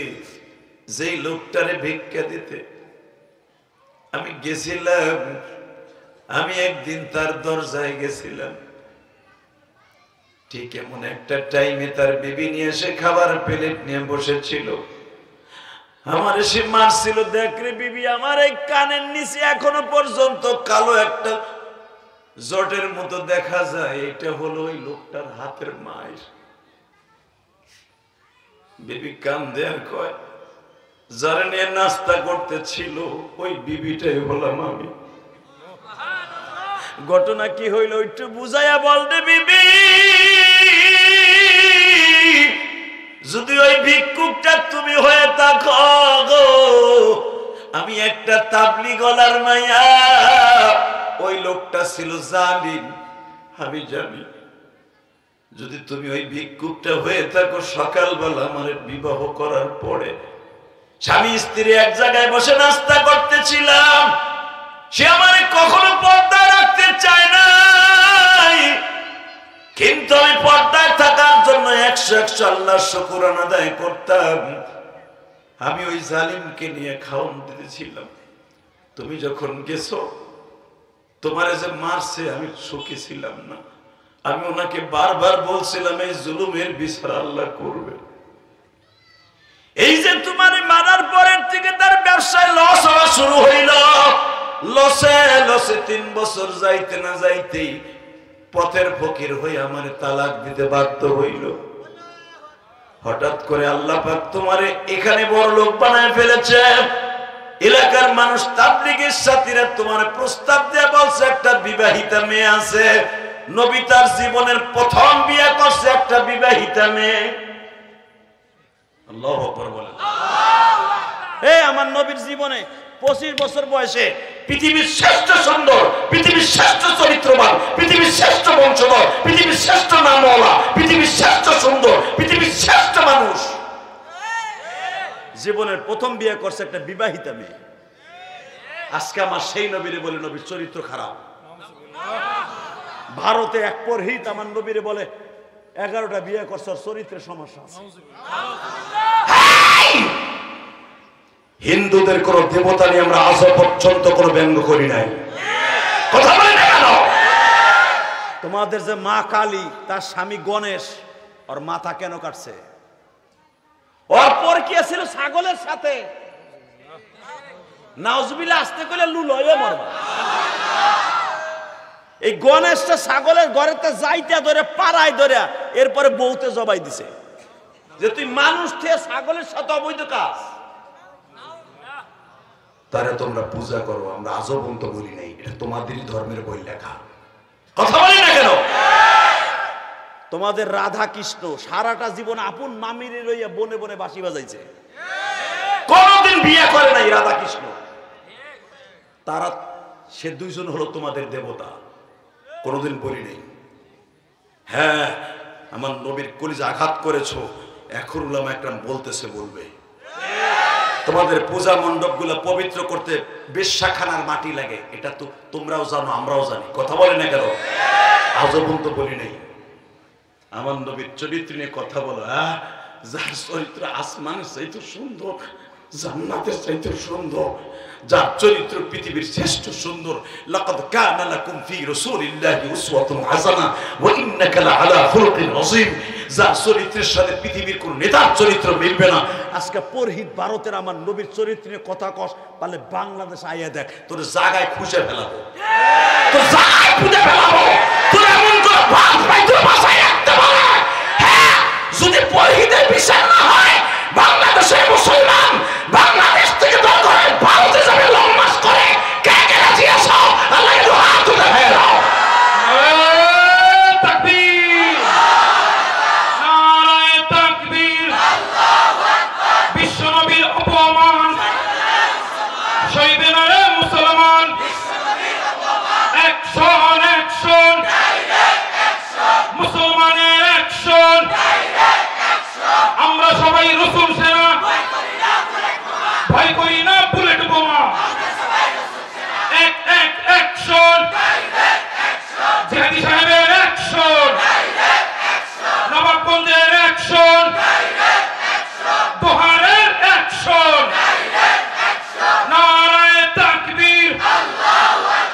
পুরোহিতের দুই গালে জুতা মারো তালে তালে। নারায়ে তাকবীর। ফতোয়া নবী দিয়েছেন, মান সাব্বা নাবিয়ান ফাকতুলু। আল্লাহরে গালি দিবা, আল্লাহ রহমান মাফ করে দিবে, কিন্তু আমি নবীরে গালি দিবা, কল্লা উড়াই দিবা। আল্লাহু আকবার জোরে বলতে পারেন না? আপনারা জানেন রসুলের যুগে একটা মিথ্যা নবী দাবিদার ছিল, নবীর খালি কুচ্ছ রটনা করত, আর নাম ছিল মুসাইলামা বিন কাযযাব। কি নাম? এই বদমাইশ আমার নবীর কথা কথা গালি দিত। নবী বলেছিলেন, আমার মৃত্যুর পরে হোক আর আগে হোক, এর যে মাইরা দিবা, তার জান্নাত আর আমার জান্নাত পাশাপাশি থাকবে। অনেক বদমাইশকে নবী করে চটকা নিয়ে মারে নাই, নবী করে মারে নাই। তুই জানোসই না মগার ভমগা। কথা কর না কেন? আমার নবী খালি মারে নাই, অর্ডারও দিয়ে গেছে, আমার জীব উদ্দেশ্যে যদি পারো মারবা, আর জীব উদ্দেশ্যে না থাকলে আমার মরার পরে মেরে নেবা। ইতিহাস হাদিস দেখেন, আমার নবীর ইন্তেকালের পরে রসুলের প্রিয় একজন সাহাবী, আল্লাহু আকবার বলেন তো, যে আমার নবীর চাচারে শহীদ করেছিল, ওয়াহশী, আব্দুল্লাহ ওয়াহশী, এই বদমাইশের মাথা কেটে রসুলের রওজার পাশে দাঁড়ায় বলছিল, ইয়া রাসূলুল্লাহ, আমি যেমন আপনার চাচারে শহীদ করে আপনার মনে কষ্ট দিয়েছিলাম, আজকে আপনার দুশমন যে আপনারে গালি দিত, মান সাব্বা নাবিয়ান ফাকতুলু, আপনি বলতেন আমারে কেউ গালি দিলে তার কল্লা উড়াই দিবে। নবী গো, আজকে এই শয়তানের মাথাটা দেখলে আপনি খুশি হইতেন। নবী, আপনি কি খুশি হইছেন? আপনি কি খুশি হইছেন? আপনারা যে গাইলেই তো আপনার মা তুলে বকা দিত, বাপ তুলে বকা দিত, তার মাথা আজকে আমি আপনার কদমে তুলে দিছি। নবী, আপনি তো হায়াতুন নবী, আপনি দেখেন, আমি ওর মাথা ব্যাগে বলে নিয়ে আইছি। ইলহামের মাধ্যমে আওয়াজ হইতেছে, ওয়াহশীকে বলা হইতেছে, ওয়াহশী রে, তুই যেরকম আমার চাচারে মাইরা আমার অন্তরে কষ্ট দিছিলি, তুই বদমাইশে মাইরা আমার শান্তি দিয়ে দিলি। তোর জান্নাত আর আমার জান্নাত পাশাপাশি থাকবে। আল্লাহু আকবার জোরে বলতে পারো না? এই পরহিতের কত বড় সাহস! আমার নবীর চরিত্র নিয়ে চ্যালেঞ্জ করে। আরে আমার নবীর চরিত্রের গ্যারান্টি দিয়েছে স্বয়ং আমার মালিক আল্লাহ। কে দিছে? এ কলিজার টুকরা দোহারে ভাই, কে দিছে? নবীর চরিত্রের গ্যারান্টির কথা যদি আল্লাহ দিয়ে থাকে, ওই নবীর কথা শুনে যদি কারোর চোখে পানি আসে, ওই মানুষটা কোনোদিন জাহান্নামে যাবে না, ওই মানুষটা কোনোদিন জাহান্নামের আগুনে জ্বলবে না। ওই মানুষটার চোখের পানি পৃথিবীর মুক্তার চাইতে জান্নাতের চাইতে দামি হয়ে যাবে। আপনি কি জানেন, সাহাবায়ে কেরামের সামনে যদি কোনোদিন নবীকে অপমান করা হইতো, ওর বাড়িঘর শুদ্ধ জ্বালাইয়া, ওর নাবালেগ বাচ্চাগুলার রাইখা, ওর বিবিটারে রাইখা, ওর জীবনের তো শেষ করে দিত। তার জ্বলন্ত প্রমাণ আমি আপনাদের সামনে দিয়ে দেই। একজন মুনাফিক আমার নবীর কিছু টাকা হাওলাত দিছিল। হাওলাত বুঝেন না? কর্জে হাসানা, ইকরিদুল্লাহ করদান হাসানা। এই কর্জে হাসানা দেওয়ার কথা আল্লাহ পাক কোরআনে বলছে। তো নবী কর্জে হাসানা দিয়ে দেশ চালাইতেন। কর্জে হাসানা আনছে এক মুনাফিকের কাছ থেকে, ভালো মোটা অঙ্কের টাকা আনছে, যেটা বুখারীতে আসছে। ওই ইহুদি বলে দিছে, অমুক মাসের অমুক তারিখের 25 তারিখ তুমি আমারে দিবা, 2.5 মাস পরে। এই যে কয় হাজার টাকা নিলে এই দিয়ে মোটামুটি দেশ চালাও, 2 মাস পরে, 2.5 মাস পরে, অমুক মাসের 25 তারিখ দিবা। কিন্তু এই ইহুদির, এই মুনাফিকের ছিল অত্যন্ত চক্রান্ত। নবী জানতেন না। এর দ্বারা বোঝা যায় আমার নবী গায়েব জানতেন না। মুসলমানের পোলা, যখন ওই ডেটটা আসার আগে দেওয়ার কথা, 2 মাস পরে 25 তারিখ, ও 1 মাস যাইতে না যাইতে নবীর কাছে খালি কয়, আপনার লাগে আমার ডেট আছে, টাকা দেন, 1 মাস হয়ে গেছে। নবী বলে, ভাই আমি এবার টাকা আস্তে আস্তে জমাইতেছি, ইনশাল্লাহ আমি সময় মতো দিয়ে দিব।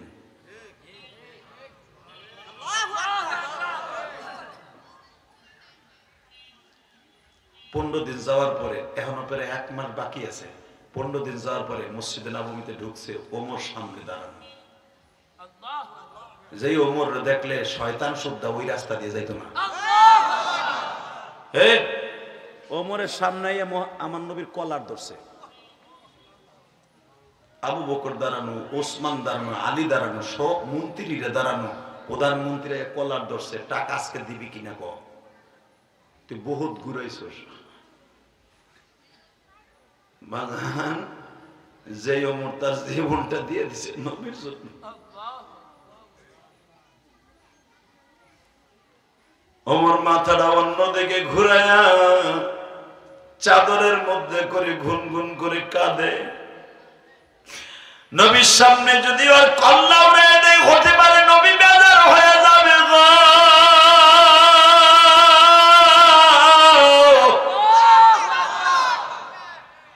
পারমিশনের অপেক্ষায় আছি, দেখি আমার এতিম নবী কি উত্তরটা দেয়।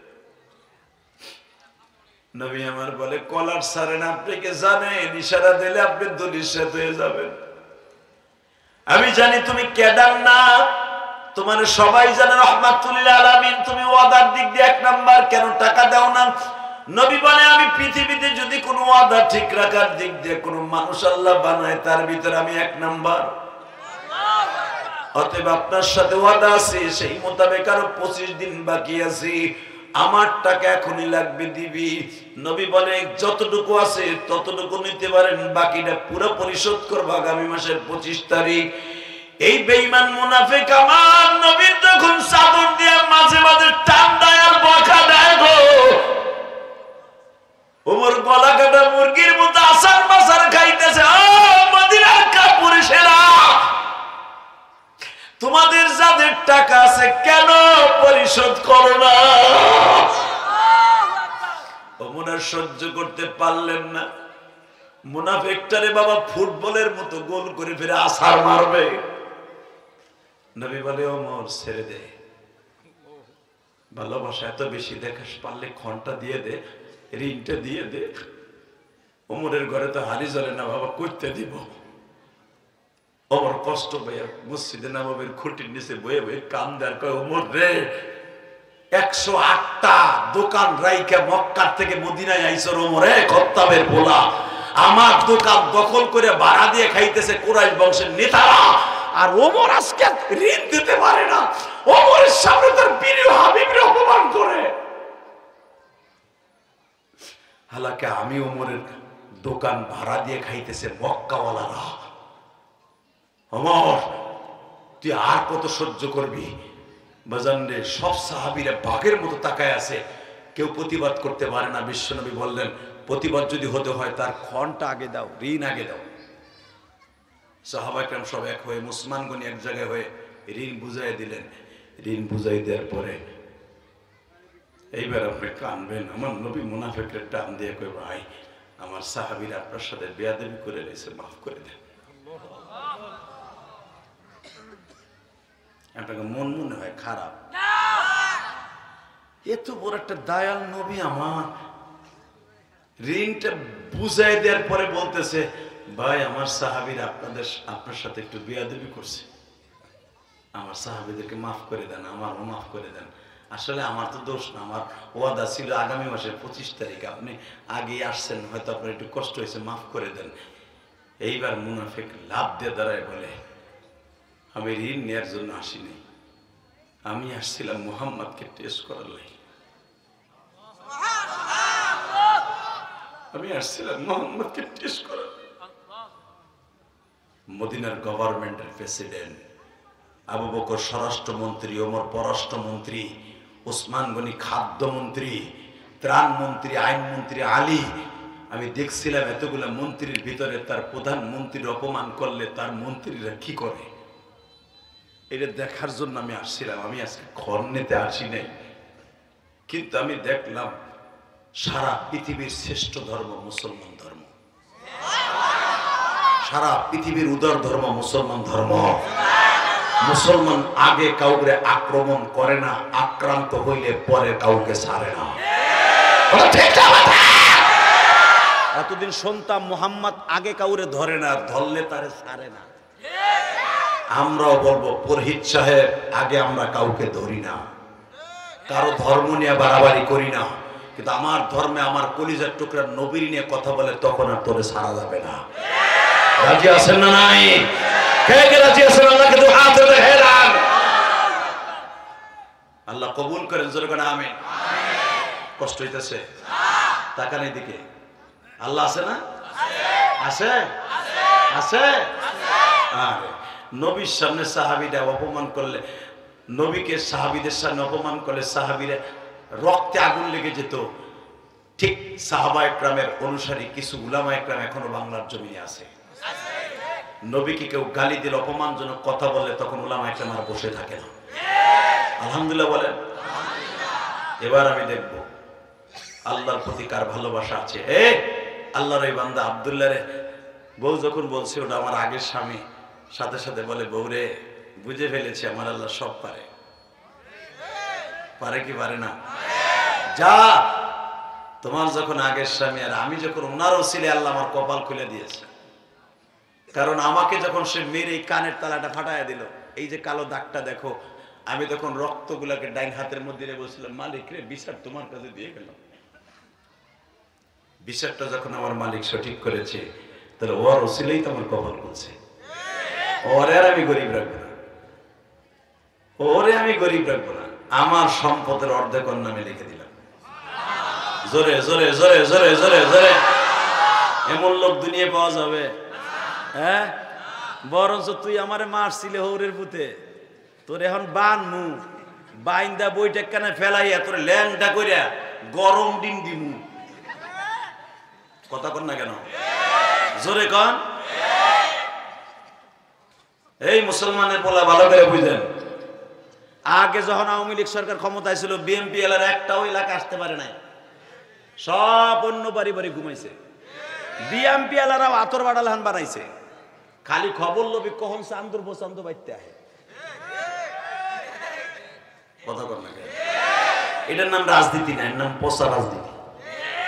কথা কন। রাগ করতেছেন? বুম দূরে বয়ে রয়েছেন।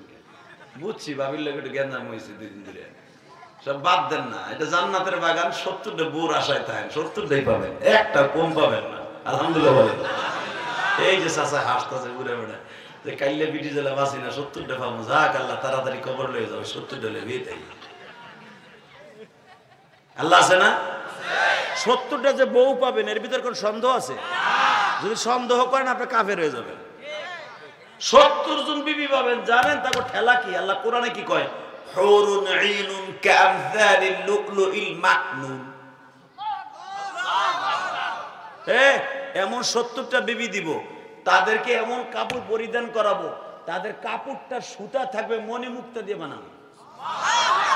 জোরে কাবা ঘর যারা দেখছেন না হাজী সাহেবরা, কাবা ঘরের গিলাফের সাথে স্বর্ণের সুতা দিয়ে কোরআন শরীফের আয়াত লেখা। আল্লাহ যারা সুবহানাল্লাহ আস্তে কয় বাড়ি ঘর ছিল কি দেওয়া করবার লাগে, আস্তা যাইতে দিও না তাই কেমন। এইবার জানি আল্লাহ একবার হলো মক্কা মদিনায় ওই কাবা ঘরের গিলাফটা দেখার তৌফিক দান করো। কাবা ঘরের গিলাফের মধ্যে শত শত কোরআনের আয়াত লেখা আছে। এই শত শত আয়াতগুলো লেখা, কোরআন শরীফের আয়াত লেখা কাবা ঘরের কালো ওই গিলাফের সাথে স্বর্ণের সুতা দিয়া। 1-2 কেজি না, প্রায় 2.5 থেকে 3.5 মণ স্বর্ণ থাকে ওই গিলাফের সাথে। আপনি দেখছেন কাবার গিলাফ যখন লয়ে যায় বিশাল বড় ট্রাক লাগে, কি ওজন ওইটা, আল্লাহু আকবার বলতে পারলেন না? এবং এই কাবার গিলাফ যেখানে বানানো হয় ওই তাঁতটা পৃথিবীর অন্য কোনো কাপড় বানায় না। এটা আমার আল্লাহর কাবা ঘরের সম্মান।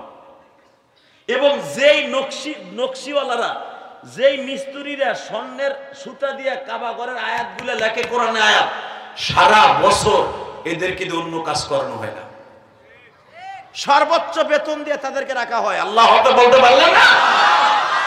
এটা কাবা ঘরের সম্মান। কারণ আমার আল্লাহ কোরআনে কি বলে, আমি আয়াতখানা পড়বো, এই জন্যই তো ওদের এত দাম, এই জন্যই তো ওদের কাছে আমরা সবাই মুসলমানরা ধরা। কথা বল না কেন? ইন্না আউয়ালা বাইতিন উযিয়া লিন-নাস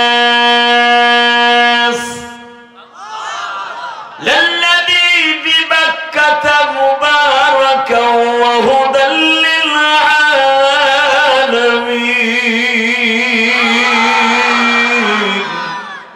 এই পৃথিবীর সর্বপ্রথম ঘর আমি আল্লাহ বানাইতে বলছি আদম নবীরে, সেটা হলো বাক্কা শহরে। সুবহানাল্লাহ বলেন না? কাবা ঘরে যাইতে মন চায় না? যাবেন জীবনে একবার। কে কে যাইতে মন চায় দেয় হাত তুলে দেখান। আল্লাহ দেহ তোমার পাগল গুলো যাইতে মন চায়। আল্লাহ আল্লাহ হজে না নাও, হজে করতে 6-7 লাখ টাকা, আল্লাহ 1 লাখ 1.5 লাখ টাকা দেখবো উমরা করে নিয়ে শোনা, এগুলো বড় আশা। ওই আয়াতগুলা দেখবো। এই কাবা ঘরে গিলাফের আয়াত কিন্তু পরিবর্তন হয় না, যেগুলা সেই ইব্রাহিম নবীর যুগের থেকে লেখা, যে আয়াতগুলো এখনো পর্যন্ত ওই আয়াতই লেখা থাকে। আলহামদুলিল্লাহ বলতে পারলেন না? না মানো তো আল্লাহ বলতেছেন যে 70টা বউ আমি তোমারে দিব, এই 70টা বিবি যেই কাপড় পরাবো, হুরুন ঈনুন কামসালিল লুলুইল মাকনুন, তাদেরকে আমি পরিধান করাবো মণিমুক্তা সুতা কাপড়। ওই 70 পাল্লা কাপড়ের ভিতর দিয়েও তোমার ওই স্ত্রীর রব গুলে দেখা যাবে। আল্লাহু আকবার জোরে বলতে পারলেন না?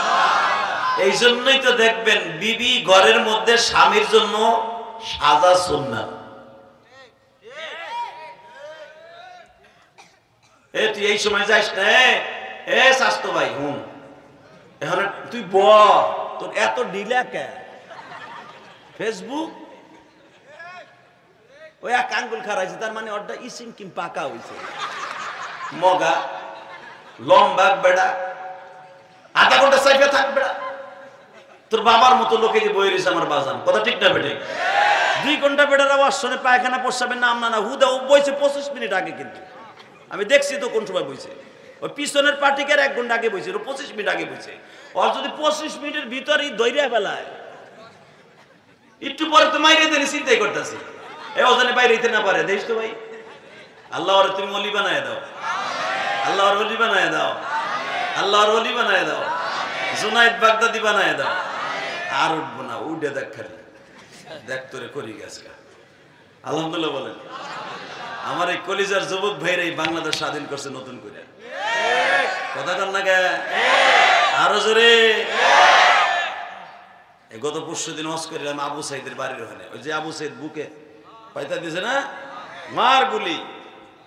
আরে বাবার ওই আগে কইতো মুফিজ মুফিজ, আর আসলে মুফিজ না, পুরা বুক ভরা কলিজা রংপুরের মানুষ।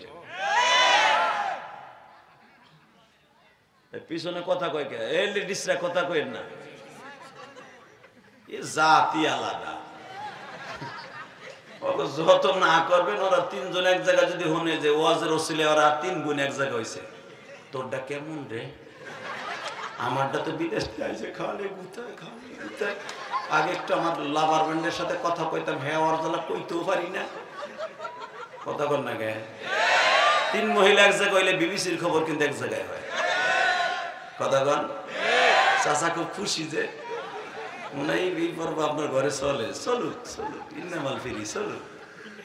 কিন্তু মনে রাখবেন, আমি আমার মা বোনদেরকে বলবো, স্বামী ছাড়া দুনিয়ার যেই পুরুষের সাথে ইমুতে কথা বলবেন, আল্লাহর কসম আপনার চেহারা নষ্ট হয়ে যাবে, আপনার চেহারার ভিতরে আল্লাহর গজব ঢুকে যাবে।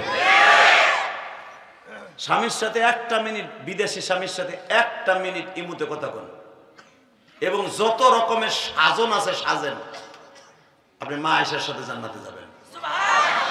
মা আয়েশা হাদিস দেখেন নাই? আমি বলে দিয়ে যাই মহিলাকে ওয়াজ কিছু কইরা যায় কমু এখানে আসার আগে আমার কিছু কিছু যুবক কইছে এই 2টা ওয়াজ করবেন। 1 নম্বরে নিশা, নিশার কথা কি কমু রে ভাই, নিশার কথা বলতে গেলে তো আমারই মাথা খারাপ হয়ে যায়। নেশা করে আসলে কয়েকদিন আগে একটা ঘটনা ঘটছে, একটা ছেলে তাই না, তার মায়ের খুন করছে। দেখেন ঘটনার মোড় এখন কোন দিক গেছে। আমি তো ওর বিরুদ্ধে নিজে ওয়াজ করছি, এখন তদন্ত করে দেখলাম ওর বাড়ির ভাড়াটা তার নিজের মায়ের মায়ের ছেলের উপরে গড়াই দিচ্ছে। সত্য যে চাপা থাকে না তার জ্বলন্ত প্রমাণ। কারণ আমার বিশ্বাস ছিল অত বড় একটা শিক্ষিত পোলা কোনোদিন পারে না মায়ের এইভাবে জবাই দিয়া ফ্রিজের মধ্যে রাখতে। তারপরে যাই হোক, আমি যুব সমাজে বলবো, ভাই নেশা করে মা বাবার সাথে বেয়াদবি করিস না। অধিকাংশ নেশাখোর যুবক মা বাবার সাথে বেয়াদবি করে। আমি আমার মাদেরকে বলবো, ও মা, আপনার ছেলেটা কোথায় নেশা করে আপনি একটু খেয়াল করেন না মা। আমি ইলিয়াস রহমান জিহাদির মা, সন্ধ্যা হইলে আর আমার মা বাইরে থাকতে দিত না। এই যে আমার এই ভাইয়ের মা, ওই যে আরেক ভাইয়ের মা, মজনু ভাইয়ের মা, আমার মন বলে মাগরিবের পর হইলে মা দেখতো আমার পোলা কই গেছে। হেরিকেনটা লইয়া, টর্চলাইটটা লইয়া খুঁজে খুঁজে বাইর করে কানটা ধরে ঘরে লইতো। সন্ধ্যার সময় বাইরে কি কথা ঠিক না বেটে? কোথাও যদি থাকতাম মার কাছে কই ফের দোল লাগছে, কই গেছিলি কবি, তারপরে ঘরে ঢুকবি। আর এখন যদি পোলা বান্ডে কয় কই গেছিলে, কই গেছিলাম এত এত জিজ্ঞেস করো, আমি কি ছোট আসেনি? আমি গেছিলাম আমার বন্ধু লইয়া মোটর সাইকেলে ইচ্ছি করতে করতে গেছিলাম। আমি কি এখন ছোট আসেনি? তুমি জানো না তোমাকে যুগ না, এটা ডিজিটাল যুগ। কথা কর না কে? আগের মা কান ধরে ঘরে আনলে কিচ্ছু হয় না, এখনের মা কান তো ধরা দূরে কথা, উল্টা বিলে কথা কইলে মার কান ধরে যায়। কথা কবি তোর গলা টিপা মেরে লাগে। আমি কই থাকবো না থাকবো, আমি কি ছোট আছি? আমি কলেজে পড়ি না। কথা কর না কে? জোরে কর। কষ্ট হইতেছে আর মাত্র 2 মিনিট কথা। তাহলে কমু, তাহলে ওয়াদা দে নিশার করবি না। হ্যাঁ, একটা ছেলে যদি দাদা দিতে পারোস, একটা ছেলে বাপের বেটা যদি হয়ে থাকোস, জান্নাতি মহাপুরুষ যদি হইতে চাস, আমি ইলিয়াস রহমান জিহাদি সারা জীবন তোর জন্য দোয়া করব, কাবা ঘর ধরে দোয়া করব। এই দোহারের একটা ছেলে লাভ দিয়ে দাঁড়ায় বলতে পারবি, হুজুর আমি গাঞ্জা খাইতাম, আমি হিরোইন খাইতাম, আমি বিড়ি খাইতাম, হুজুর ওয়াদা দিলাম জান আলেমের সাথে আর জীবনে নেশা করব না। যদি বলতে পারোস, যা আমি ওয়াদা দিয়ে গেলাম এই দোহারে, আল্লাহ যদি আমাকে জান্নাত দেয় তোর সাথে লয়ে যাব। দাঁড়া, তোকে নেশা করবি না, দাঁড়া দাঁড়া, সাহস কর, দাঁড়া বেটা দাঁড়া, নেশা করবি না, দাঁড়া। দেখি কি রে, হাত জায়গায় লেখা উড়াইবার উঠবা না?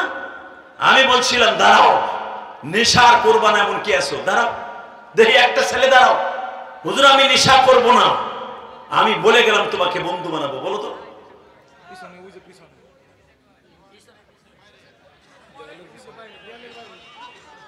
আল্লাহ তোরে কবুল করুক। আমিন। ভাই তুই নেশা করতি? হাসবে না, হাসবে না। হাসলেন কেন আপনি? এই শত শত মানুষের সামনে যে ছেলেটা হাত তুলছে, আপনি কি মনে করেন ওর মান সম্মানের ক্রেডিট নেই? তুমি চান্দু মনে মনে ভাবতেছ আমি তো নেশা করি, হাত উঁচা করবো না, কিন্তু আমি ছেড়ে দিব। তুমি দামি না, ওই ছেলেটা দামি। কারণ কি জানো, ও একজন আলেমের কথা রাখছে, ও নেশা আর করবে না। আমি গ্যারান্টি দিয়ে গেলাম, ও যদি ঠিক মতো 5 ওয়াক্ত নামাজ পড়তে পারে, মা বাবার খেদমত করতে পারে, ঠিকই ইলিয়াস রহমান জিহাদির সাথে জান্নাতে যাবে। যদি আল্লাহ আমাকে মাফ করে, জানি না আমাকে মাফ করবে কিনা, অথবা ওরে যদি আল্লাহ মাফ করবে ওর সাথে আমারে করে দিবে। আমি চাই ওই ছেলেটাকে আল্লাহ তুমি কবুল করো। জোরগান আমিন, আরো জোরগান আমিন। 101টা খুন করে যদি জগৎ বিশ্ববিখ্যাত অলি হতে পারে, ও পারে না? 99টা খুন করে গেছে। বনি ইসরাইলের এক পাবলিক গেছে পীর সাহেবের কাছে, হুজুর আমার একটু মুরিদ বানান, তোমার পাপ কি, কি করছো? পীর সাহেব কিন্তু জিজ্ঞেস করে, বলে 99টা কল্লা ফেলাইছি। হুজুর জিব্বা কামড়ায় কয়, তোর মতো ডাকাইতে আমি যদি কালেমা পড়াই অথবা তোর যদি মুরিদ বানাই, আমারই অবস্থা খারাপ, তোরে তো আল্লাহ কোনোদিন মাফ করবে না। 99টা খুনি বলে মাফ যখন করবে না, তাহলে আর 99টা রাইকে লাখ কি সেঞ্চুরি করি। পীর সাহেবের চুলটা ধরে একটা কোপ দিয়ে ওরও দি চুরে করলাম রে। আল্লাহু আকবার বলতে পারলেন না? এরপরে গেছে আর এক পীর সাহেবের কাছে, সালমান ফার্সির মতো, যা বলছে হুজুর সেঞ্চুরি করছি। কৌরে বাবা রে বাবা, তুই সেঞ্চুরি করছিস, এবার তো আমারও খাবি। দিছে দৌড় পীর সাহেব, কয় তাহলে 101টাই করি। খারাপ দাবরাইদের দিছে ওরে। 2টারে করার পরে লাস্টে পাগল হইয়া এক আলেমের কাছে বলে, হুজুর আমি 101টা মাইরা দিছি, এখন কি হইব? আল্লাহর কুতুব সঠিক পীর বলে, আমার মন বলে তুমি তওবার নিয়ত করে আসছো। তুমি কি পারবা যে সমস্ত মানুষগুলোকে হত্যা করছো তাদের ছেলে মেয়েদের কিসাস আদায় করে দিতে, তাদের ভরণ পোষণের দায়িত্ব এবং তাদের হত্যার 101টা বার যদি তুমি মরো তাদের কিসাস আদায় হবে না, তুমি কেমনি কি করবা? বলে হুজুর আমি খালেস তওবা করছি, আমি ইহুদি মানুষ, আমার নতুন করে কালেমা পড়ে আমার ওলি বানায় দেন। আল্লাহর কুতুব বললেন, যাও কালেমা পড়াই দিছি, আল্লাহ তোমারে মাফ করে দিবে। কারণ মানুষ যখন সিবাবুল মুসলিমি ফুসুকিন ওয়া কিতালুল কুফরুন, যে মানুষকে মানুষ মারে তখন তার ঈমান থাকে না, সে কাফের হয়ে যায়। অতএব তুমি কাফের হয়ে গেছিলে, নতুন করে তোমার মুসলমান বানাইলে, যাও আল্লাহর কাছে তওবা করো। আল্লাহর কি কুদরত, কি সুদূর যাইতে না যাইতে বাবা, এই লোকটা ওই যে তওবা করে বাড়িতে যে বের হইয়া, আল্লাহর বান্দা তওবা নিয়ত করে যে বাইরে হয়ে যতটুকু রাস্তা গেছিল, আল্লাহর বান্দা প্রতিমধ্যে মারা গেছে। আল্লাহু আকবার বলতে পারলেন না? এটা আমার বাপের বানানো কথা না। বনি ইসরাইলের বিশ্ব নবীর কাছে জিবরাইল ওয়াজ করতেছে, এখন ফেরেশতারা রাখছে টানাটানি, মন কান্নে কি কয় এটা আমার গ্রুপ, হে কয় আমার গ্রুপ। মরছে কোনটা?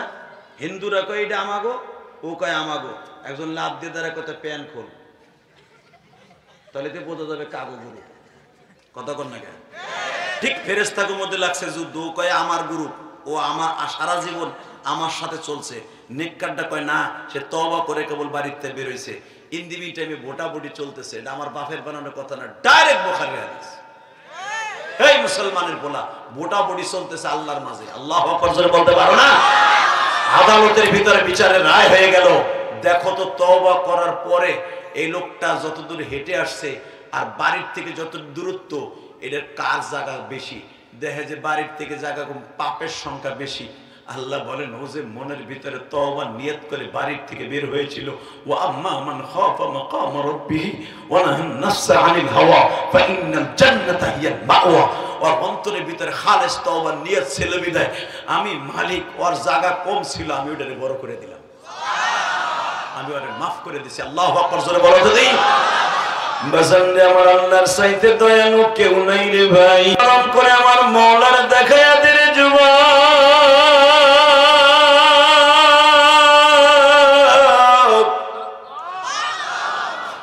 যেই কলিজার ভাই নিশার করবে না ওয়াদা করছে, আল্লাহ তুমি ওরে মাফ করে দিয়া আবু হুরায়রার সাথে জান্নাত দিয়ে দিও। বাজান নবীর যুগে অনেক সাহাবী ছিল বাবা, যেই সাহাবী আমার নবীর চাচারে হত্যা করেছিল, ওই সাহাবী যখন বিশ্ব নবীর কাছে কালেমা পড়ে, নবীর সামনে দাঁড়ায় দাঁড়ায় কান্দে আর বলে, নবী গো আমি কি জীবনে আপনার কাছে মাপ পাবো নি? কারণ আপনার কলিজার টুকরা চাচারে আমি নিজে শহীদ করছি। আমার নবী বলে, তুই কেমনে কেমনে আমার চাচারে শহীদ করছো? নবী একটা পাথর দিয়ে আপনার চাচার মাথাটা চাউলতে চেঁচার মতো চেইচে দিছি। নবী আপনার চাচার কলিজাটা ভাইরা বাইর করছি, আপনার চাচার পুরুষ লিঙ্গটা কাটছি। আপনার চাচার পায়ের আঙ্গুলগুলো আমি কোবায়া কোবায়া ভাগা দিছি, নবী চোখ দুইটা আমি খুইসা উঠাইছি, জিহ্বাটা টাইনা পোছাইয়া কাটছি। আমার নবী চোখটা বন্ধ করে বলে, সাহাবীরা তুই মানুষ না রে,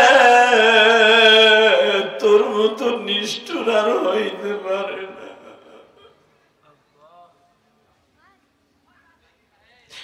তুই কালেমা পড়ছ ঠিক আছে, তোর গুনাহ মাফ হয়ে গেছে, কিন্তু শর্ত একটা, জীবনে কোনোদিন আমার সামনে বসবি না। আমি নবী যতদিন ওয়াজ করব তুই আমার পিছনে বয়ে বয়ে ওয়াজ শুনবি। আমার সামনে বসলে আমার মনে পড়ে যাবে তুই আমার চাচারে কেমনে মারছো। তোর উপরে আমার ক্ষোভ আর রাগ উঠিয়া যাবে, আমার মন চাবে তোরে প্রতিশোধ নিতে। বাজান রে, এখন দিলটা নরম করে চিল্লাবার কানবা। আমি জানি নাই মাসবার মধ্যে কার জানো জনম দুঃখিনী মা,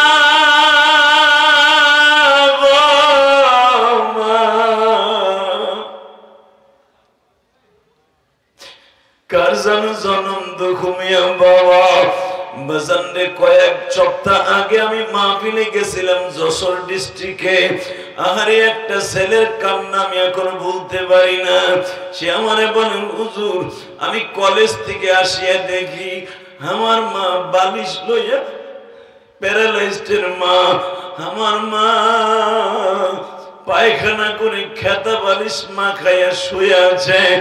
হুজুর আমি সহ্য করতে না পারিয়া আমার মারে টান দিয়া নিচে ফেলাই দিছিলাম। আমার মা একটা ছাগলের বাচ্চার মতো বাঁকা হইয়া, হুজুর মা ছোট বাচ্চার মতো গ্যাঙ্গায়া কান্দে, বাবা আমি প্যারালাইসিস রোগী, তুই আমার এইভাবে মারলি।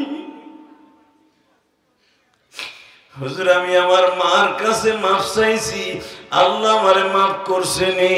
আমি জিজ্ঞাসা করলাম, তুমি তোমার মার কাছে মাফ চাইছো, মা মাফ দিছিনি?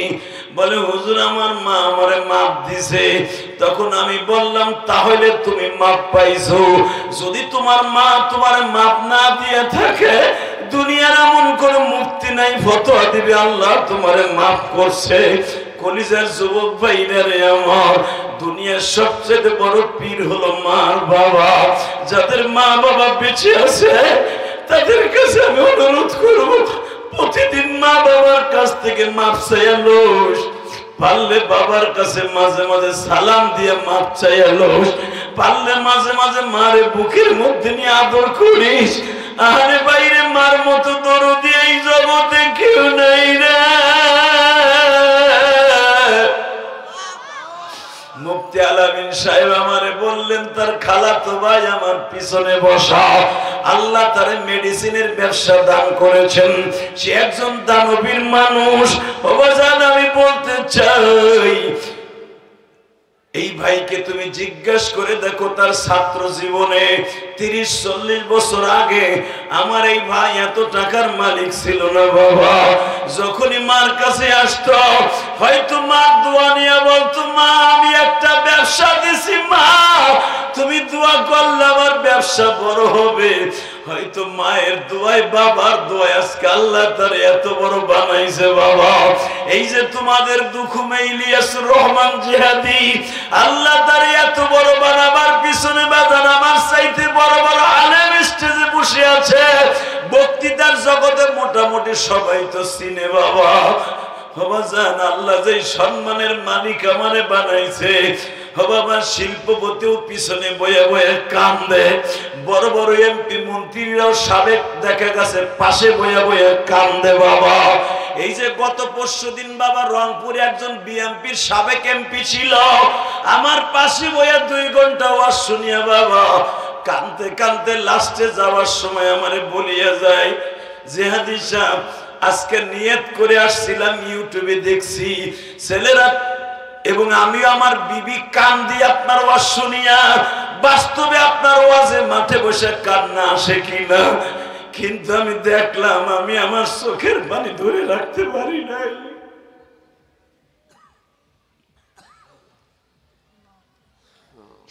যুবক ভাই, তোমরা যে আসনে আমারে বসাইছো, একটা ছেলে এখানে আসার আগে মুফতি আলামিন সাহেবের ঘরে গেছে, আমারে বলে হুজুর আমি আপনার ওয়াজ অনেক পছন্দ করি, আপনার ওয়াজ শুনলে কান্নাও আসে হাসিও আসে।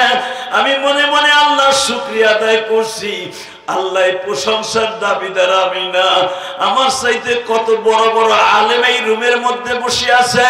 মুফতি কামাল আমার চাইতে বড় আলেম বাবা, মুফতি আলামিনও আমার চাইতে বড় আলেম। তাদের সামনে যখন ওই ছেলেটা আমার প্রশংসা করতেছে, আমি নিজের ছোট মনে করি আর বলি, ইলিয়াস রে তুই কিসের বাহাদুরি দেখাস ইলিয়াস, তুই ছিলি একটা নর্দমার কি, তুই ইলিয়াস ছিলি গোপালগঞ্জ পাড়াটা একটা খেটে খাওয়া বাবার সন্তান। 12 বছর বয়সে মা হারাইয়া তোর লেখাপড়া কোনো নিশ্চিত ছিল না, আমার নিশ্চিত হয়ে গেছিল। আজকে তোর সামনে কত যুবক কলেজের বন্ধুরা প্রশংসা করে, ইলিয়াস রে তুই এটা নিয়ে কোনো গৌরব করিস না। বাবা মনেকে বুঝ দিয়া বলি, ইলিয়াস রে তোর যে এত যুবক ভালোবাসে এইটার দাবিদার তুই না, আসলে আল্লাহ তোর ওই দাবিদার বানাইছে একমাত্র তোর মায়ের দোয়ার খাতিরে। গো মা, তোরে আজকে প্রশংসার দাবিদার বানাইছে তোর বাবার দোয়ার খাতিরে। ও কলিজার টুকরা যুবক ভাইরা আমার, দোহারের নবাবগঞ্জের যুবক ভাইরা, আমি তো মা হারাইয়া সারাটা জীবন কার কাছ থেকে দোয়া নিব? তোমাদের যাদের মা আছে মার কাছ থেকে দোয়াটা নিয়ে নিও, আল্লাহর জান্নাত তোমার জন্য সাজানো হয়ে যাবে। রাজি আছো না ভাই? কলিজার ভাই রাজি আছো? রাজি থাকিস। তোর বাবা পাগল হোক ছাগল হোক, তোর বাবা অশিক্ষিত হোক, তোর বাবা। এই জন্য কবি একটা কথা বলেছে, মন্দ হোক ভালো হোক বাবা আমার বাবা, বাবার মতো এই জগতে আপন আছে কে বা। মনে রেখো ভাই, বাবা যতই খারাপ হোক, মা যতই খারাপ হোক, মার চাইতে বড় পীর পৃথিবীতে কেউ নাই। কথা ঠিক না ভাই? ঠিক। এই যে আব্দুল কাদের জেলানি এত বড় পীর হওয়ার পিছনে কি কেন জানো? মাত্র 2টা মিনিট শুনাই দিয়ে বিদায় নিব। আব্দুল কাদের জেলানি যখন জেলান শহর থেকে, ইরাক থেকে যাইতেছে বাগদাদ শহরে লেখাপড়া করতে, আল্লাহু আকবার বলেন না, তখন রাজধানী বাগদাদ ইরাকের। বাগদাদে যাইতেছে, আল্লাহর কুতুব লেখাপড়া করবে, লঞ্চ স্টিমারে উঠছে, ডাকাইতের ভেসে পেরে 25 থেকে 30 জন ডাকাইত বড় বড় খন্তা কোদাল লইয়া সেনি লইয়া উঠছে। শুনছে যে এই লঞ্চের ভিতর অনেক দামি দামি টাকার মালিক আছে, তারা যাইতেছে বাগদাদে মাল কেনার লেগে, এই শহরে এনে বিক্রি করবে, সওদাগরদেরকে মাইরে টাকা পয়সা নেওয়ানোর জন্য। ডাকাইতরা যাত্রী বেশে উঠছে, ওইটা যখন মাছ পথে গেছে, জাহাজটা কোবানো শুরু হয়েছে, কোবাই একার হাত পাও কাইটে ফেলাইছে, কেউ বাইন্দা সব কিছু নিয়ে যাইতেছে। আসার পরে আব্দুল কাদের জেলানির সামনে দাঁড়ায় বলে, তোমার নাম কি? আমার নাম মহিউদ্দিন। আমি তো জানি তোমার কাছে কিছু নাই, কিন্তু তোমার চেহারাটা এত সুন্দর দেখে খুব ভাল লাগতেছে, তোমার কাছে কিছু আসেনি? কহা আছে। কি আছে? কয় আমার মা 12টা স্বর্ণ মুদ্রা আমার পায়জামার ফিতার মধ্যে ঢুকাই দিছিল লেখাপড়ার খরচ চালাবার জন্য। ডাকাতের লিডার বলে, বাইর করো তো। 12টাই? হ্যাঁ। ফিতা কাইটে দেখে ঠিক স্বর্ণের 58 ওজনের এরকম 12টা স্বর্ণ মুদ্রা হাতের মধ্যে নিয়ে বলে, বাবা এটা সত্য কথা বলো, তুমি তো 12 বছরের যুবক। মহিউদ্দিন, জি। তুমি এটা গোপন করলে তো পারতে, আমরা তোমার জীবনে খুঁজতাম, তুমি বললা কেন? বলতেছে, দেখেন আমার মা বলছিল জীবন চলে গেল মিথ্যা কথা বলা যাবে না। 2 নম্বরে বলছিল মহিউদ্দিন আমি মায়ের কথা সারা জীবন মনে রাখবি। পৃথিবীতে সর্বপ্রথম আমি তোরে কোরআন শরীফ পড়াইছি, আমি তোর মা বড়, আমি তোর মা প্রথম তোর উস্তাদ। মহিউদ্দিন যা, আমি দোয়া দিয়ে দিলাম, তোর কথা যেখানেই বলবি সেখানেই মানুষ হেদায়েত পাবি, মিথ্যা কথা বলবি না। তা আমার মা পীর সাহেব বলছে মিথ্যা কথা বলতে না করছে, কিন্তু আপনারা যেভাবে মানুষগুলো মাইরে স্বর্ণ মুদ্রাগুলো নিলেন, টাকা পয়সা নিলেন, আসলে যদি কয়দিন চলবেন আপনারা? এই 25-30 জন মানুষ হয়তো 6 মাস 1 বছর ভালোভাবে চললেন, এরপরে তো আবার আপনাকে টাকার দরকার হবে। কিন্তু এই দুনিয়ার এই মানুষগুলোর কাছে না চাই, যদি মালিকের কাছে চাইতেন না, উনি দিলে আর কোনোদিন ফুরাইতো না। মহিউদ্দিন আব্দুল কাদের জিলানীর এই কথা শুনে ডাকাতের লিডারের মেন্টালিটি চেঞ্জ হয়ে গেছে। কি বললি বাবা তুই? হ্যাঁ, উনি দিলে তো ওটা কোনোদিন কমে না। মানুষ মানুষকে দিলে 2 মাস 6 মাস 1 বছর 6 বছর পরে শেষ হয়ে যায়, উনি দিলে ওটা শেষ হয় না। সঙ্গে সঙ্গে টাকাগুলো সব ফেরত দিয়া, যাত্রীগুলার হাত পাও ছেড়ে দিয়া, ট্রিটমেন্টের নিয়ত করে আব্দুল কাদের জিলানীর হাত ধরে বলে বাবা তুই কেমন মায়ের সন্তান গো, তুই কেমন মায়ের সন্তান, আমরা তোর কাছে মুরিদ হয়ে গেলাম। বাজান এবার আমি আপনাদের 2টা পাও ধরে বলে দিয়ে যাই, আব্দুল কাদের জিলানী রহমাতুল্লাহ আলাইহি এই 12 বছর বয়সে এই যে 25 জন ওলির কথা শুনেন, এই যে সেই 25 জন ওলি আব্দুল কাদের জিলানীর চাইতে ডাবল বয়স ছিল। আব্দুল কাদের জিলানী রহমাতুল্লাহ আলাইহি থেকে তাদের বয়স বেশি ছিল, ছাত্র জীবন থেকে তার কাছে তারা মুরিদ। আব্দুল কাদের জিলানী দেখেন শরিয়াতের ভিতরে বাবা 1 নাম্বার জগৎ বিশ্ববিখ্যাত ওলি হয়ে যায়। আল্লাহর কুতুব পানি খাইয়া যখন কুলি ফেলতেন, ওই ডাকাইতের লিডার পিকদানি ধরতেন। গোসল করে যখন লুঙ্গিটা রাখতেন, ওই সেকেন্ড ডাকাইত তার লুঙ্গিটা ধুইয়া দিতেন। সব মানুষ বলতো পীর সাহেবের বয়স কম, মুরিদের বয়স এত বেশি। তখন এই মুরিদ গুলা কাঁদতে আর বলতো তোমরা জানো না আমার আল্লাহ বয়সের কথা কোরআনে বলেন, আল্লাহ বলছে ইয়া আইয়ুহাল্লাযীনা আমানু কুনু মা'আস সাদিকিন। এখানে বয়সের কথা কয় নাই, ডাইরেক্ট বলছে ভালো লোকের সাথে থাকবা। আব্দুল কাদের জিলানী পৃথিবীতে কোন মা'আস সাদিকিন, এই জন্য তার কাছে আমরা মুরিদ হইছি। আমার নবীর চাচা হামজা নবীর চাইতে বড়। হে রাসূলের কাছে যে সমস্ত সাহাবীরা কালেমা পড়ছে, যে সালমান ফার্সির নাম শুনছেন, সালমান ফার্সির নবীর থেকে প্রায় 200 বছরের বড়। শুধু আপনাদের খেদমত আরজ করতে চাই বাবা, এই দুনিয়া থাকার জায়গা না, আইজ আছে কাল নাই, বাহাদুরি করে লাভ নাই। দুনিয়া যতদিন বাঁচবো সত্য কথা বলবো, হালাল খাবার খাবো, স্ত্রী ছেলে মেয়েকে মানুষের মতো মানুষ করবো। বলেন তো আমিন, বলেন তো আমিন, বলেন তো আরো জোরে বলেন। আমি যাদের চোখে পানি দেখছি গ্যারান্টি দিয়ে গেলাম, হতে পারে একদিন আপনি ওলি না হলেও আপনার সন্তান ওলি হবে। সন্তানের জন্য ওয়াজিব বই বই কাঁদবেন, নিজের গুণের কথা মনে করে না কাঁদেন, সন্তানের জন্য কাঁদবেন। কেন জানেন? একটা সন্তান যদি আলেম হয়, একটা সন্তান যদি কোরআনের হাফেজ হয়, আপনার আমল নামা কম থাকলেও সন্তান আপনাকে জান্নাতের গাড়িতে উঠে নিয়ে যাবে। কারণ আমি দেখাই দিই, অনেক চাচা এখানে আছে নিজে খেতে কাজ করে, রাজমিস্ত্রি কাজ করে সংসার চালাইছে। সেই ছেলে, সেই চাচা এখন সাদা লুঙ্গি পইরা দামি পাঞ্জাবি গায়ে দিয়া মসজিদে যায়, মনে হয় শিল্পপতি যায়।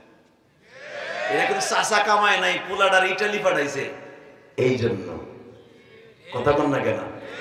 যদি পোলায় আপনার দুনিয়ায় সাদা লুঙ্গি পরাইয়া বাপরে আর ওই রাজমিস্ত্রি কাজ করতে না দিয়া বাপ যদি শিল্পপতি কোটিপতির মতো হাঁটতে পারে, জান্নাতের ভিতরে ছেলের ইলমের কারণে, আমলের কারণে আপনি জান্নাতের ভিতরে ঘুরবেন। আল্লাহ পারে না?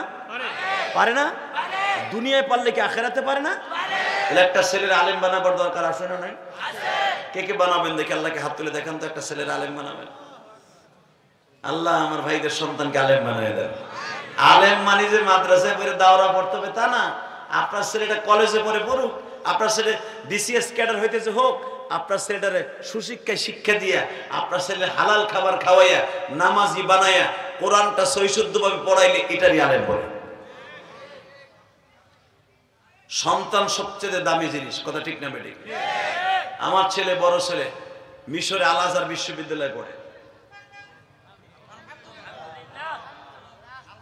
দোয়া চাই আপনাদের কাছে। প্রতি মাসে ওর পিছনে আমার 1 লাখ টাকার উপরে খরচ। আমার যা ইনকাম করি, আমার একটা কত টাকা ডাইনে বামে থাকে জানি না। আমি তো এখন ঋণী, কারণ মসজিদ করছি 4 কোটি টাকা খরচ করে। আমি এখনো পর্যন্ত 17 লক্ষ টাকা ঋণী আছি। টাকা তো কামাই ঠিকই, ছেলে মেয়ের পিছনে, এক ছেলের পিছনে যায় 1 লাখ টাকার উপরে, আর এক ছেলে হেফজোখানায় পড়ে বাংলাদেশ ইন্টারন্যাশনাল মাদ্রাসায়, ওর পিছনে যায় 20,000। 1,20,000 30,000 টাকা 2 ছেলের পিছনেই যায়। আমি জানি আপনাদের ছেলেরা যারা ইংলিশ মিডিয়ামে পড়ে বাংলাদেশের বাইরে, অথবা বাংলাদেশে এমন এমন কলেজ আছে তাদের পিছনে লক্ষ লক্ষ টাকা মাসে খরচ হয়। কথা বলেন না কেন? এই মুসলমানের পোলা, আমি আপনাকে বলবো না যে আপনার ছেলের পিছনে খরচা করেন না, করবেন, কিন্তু ছেলেটার পিছনে কইরেন যেই ছেলেটা কোরআনের পিছনে জিন্দেগি কাটায়। এই যে আমার ছেলে যে আল আজহার বিশ্ববিদ্যালয়ে পড়ে, ওর প্রথম সাবজেক্ট হলো কোরআন যে 7 ভাবে নাযিল হয়েছে, 7 কিরাত, সাবা কিরাত, এই সাবা কিরাতের উপরে পিএইচডি করতেছে। কোরআন যে 7 ভাবে পড়া যায়, বাংলাদেশে এরকম কয়েকজন আছে, কয়েকজন। এই কোটি কোটি মানুষের ভিতরে, 20 কোটি মানুষের মধ্যে কয়েকজন আছে। এটার পরে ওর একটা 7 কিরাতের উপরে পিএইচডি করতে 4 বছর লাগবে। আলহামদুলিল্লাহ বলেন না? তাহলে আমার টাকা কি কোরআনের পক্ষে খরচ হইতেছে নাকি বিজাতিক পক্ষে? কোরআনের পক্ষে খরচ হইতেছে, কোরআনের ইলমের পিছনে। আলহামদুলিল্লাহ বলতে পারলেন না? এবং এরপরে ফিকহ, মাসলা মাসাইলে যে ফিকহ, এটার পরে পিএইচডি করতেছে। বাংলাদেশ থেকে সে 7 মাসে হাফেজ হয়ে গেছে, আবার মৌলানা হয়ে গেছে। এরপরে 2টা সাবজেক্টে লেখাপড়া করতেছে। আমি তো মনে করি আমার ঘাম ঝরানো পয়সা আমি বিফলে দিচ্ছি না, আমার টাকা কাজে লাগতেছে। কথা বলেন না কেন? এরপরে যদি সে বাংলাদেশের বাইরে যাই আসে খারাপ কাজ করে, আমার নিয়ত তো ঠিক আছে। আপনার ছেলের আপনি কোরআন শিখাইতে যাইয়া, প্রাইভেট পড়াইতে যে একজন আলেমের টাকা দিতে যাইয়া, যদি আপনার টাকা আপনি দিবেন, আপনার ছেলে যদি না পড়ে, এর দায়িক আপনি না। শুধু আপনাদের খেদমত আরজ করতে চাই, একটা ছেলের কোরআন শিক্ষা দেওয়ার দরকার আছে না নাই? একটা মেয়ের কোরআন শিক্ষা দেওয়ার দরকার আছে না নাই? আপনি যদি ছেলে মেয়েরা কোরআন শিখাইতে শিখাইতে মারা যান, আমি ইলিয়াস রহমান জিহাদি বললাম, কবরে আপনি হাসবেন, কবরে আপনি হাসবেন, কবরে আপনি হাসবেন। এই যে আমি কেরানীগঞ্জে 4 কোটি টাকা খরচ করে নিজে জায়গা কিনে মসজিদ করছি। এদের আয়হান তো কতবার গেছে আমার বাড়িতে, আমার মসজিদে নামাজ পড়তে গেছে। ওর সাথে আর অনেক বন্ধু বান্ধব, ওই যে একটা ছেলে মাঝখানে বয়ে রয়েছে, অনেকেরই নিয়ে যায় আমার মসজিদ দেখাইতে। দেখে আসবেন, নিজের অর্থায়নে 4 কোটি টাকা খরচ করে এই ঘাম ঝরানো পয়সা এই পর্যন্ত চলে গেছে। 13 কোটি টাকা লাগবে আরো 13 কোটি টাকা 5 তলা কমপ্লিট করতে। আল্লাহর কাছে চাইছি, আল্লাহ দিবে। যেরকম মারহাবা। এই মসজিদকে আমি কবরে নিয়ে যাব? আমার ছেলেরা কি 50 বছর পরে এটার মার্কেট করবে? যতদিন পর্যন্ত ঢাকা কেরানীগঞ্জের জমিনে আমার 1 টুকরা জমিন মসজিদের নামে থাকবে, আমি যদি কবরেও চলে যাই, জান্নাতের ভিতরে আমি থাকব। এই যে মাদ্রাসা করছে মুফতি আলামিন, এটা সে কবরে নিয়ে যাওয়ার জন্য না। হ্যাঁ, নিয়ে যাবে, এই মাদ্রাসা যে ফসল তাই। কথা বলে না কেন? তাহলে আমি আপনাদের খেদমত আরজ করতে চাই, বাবা, আমি জানি মরার আগে আপনাদের নিয়ত ভালো আছে। আমার মায়ের জন্য আমি মসজিদ করছি, মাদ্রাসা করছি। এই যে আমার বাড়িতে যেই মসজিদের সামনে আমার মা ঘুমাই আছে, আমার মাকে দাফন করছি, ওই মসজিদের ছাদ আজকে ঢালাই হইলো, আমি ওইটারও সভাপতি। ওই মসজিদেও গত মাসে আমি 8 লাখ টাকা দিয়েছি, আজকে আবার 1 লাখ টাকা দিয়েছি। এই 9 লক্ষ টাকা আল্লাহ আমাকে দিয়ে দিয়েছে এই পর্যন্ত। আজকে কেবল ছাদ ঢালাই হলো। আপনি ভাইবেন না যে আলেমুল আমার টাকা কামায় বুঝি ব্যাংক ব্যালেন্স করে না। আলেমুল আমাদের টাকা হলে মসজিদ মাদ্রাসা বাড়বে। অতএব আপনাদের 2টা পাও ধরে বলে যাব, মুফতি আলামিন সাহেবের মাদ্রাসাটা একটু খেয়াল করার দরকার আছে না নাই? আমি শুনলাম মাদ্রাসাটা বাড়ির মধ্যে জায়গা হয় না, ছাত্র ছাত্রী এত পরিমাণ জায়গা হয় না। এখানে অনেক ধনাঢ্যবান ব্যক্তি আছেন, যদি আল্লাহর কোনো বান্দা বলতেন হুজুর আলামিনের কতটুকু জায়গা লাগবে? আমার মা তো 3.5 জায়গা শুয়ে রয়েছে। আমার মায়ের কবরটা অনেক বড় করার জন্য, জান্নাতের টুকরা করার জন্য আমি আলামিনের যতটুকু জায়গা লাগে আমি কিনে দিতে পারি।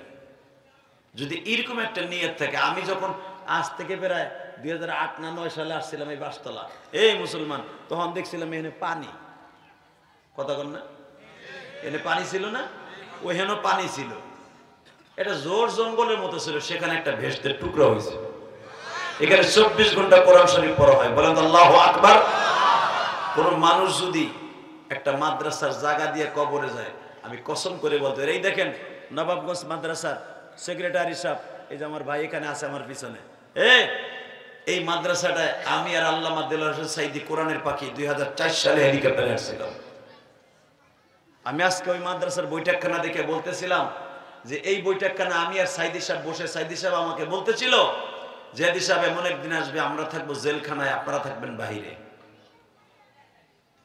এই লোকটা যে আল্লাহর ওলি, আমি তো সব জায়গায় বলি নবাবগঞ্জ, সে আমার বলছিল 2004 সালে, আমি তখন তো আরো যুবক, জেদি সাহেব আপনার মতো একদিন আমরা ছিলাম, এখন আপনি বয়ানে যাবেন, যাওয়ার আগে শুনে যান।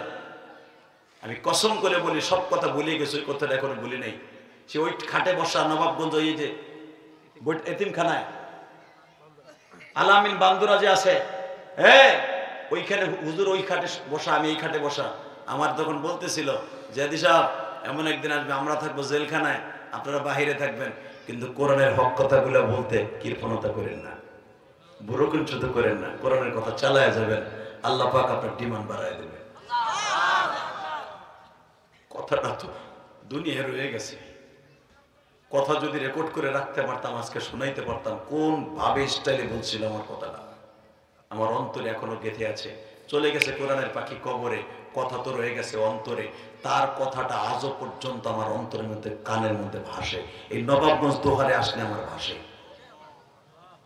অতএব দীপ্তকণ্ঠে বলতে চাই, একটা সন্তানকে আলেম বানাবার জন্য পারেন নাই, একটা ছেলেকে, অন্য একটা ছেলেকে আপনি আলেম বানান, কসম, যেই ছেলেটা আলেম হয়ে জান্নাতে গেলে আপনিও জান্নাতে যাবেন। তা আল্লাহর কোন ওলি আসেননি, মাদ্রাসার একটা আলাতন জায়গা হোক, মাদ্রাসার একটা জান্নাতের টুকরা আপনি করে দিয়ে যান। একটা লোক লাভ বেদারে বলতে পারবেন, হুজুর একটা মাদ্রাসার জায়গা খুবই দরকার, আমি শুনলাম এই জায়গাটা কার, এটা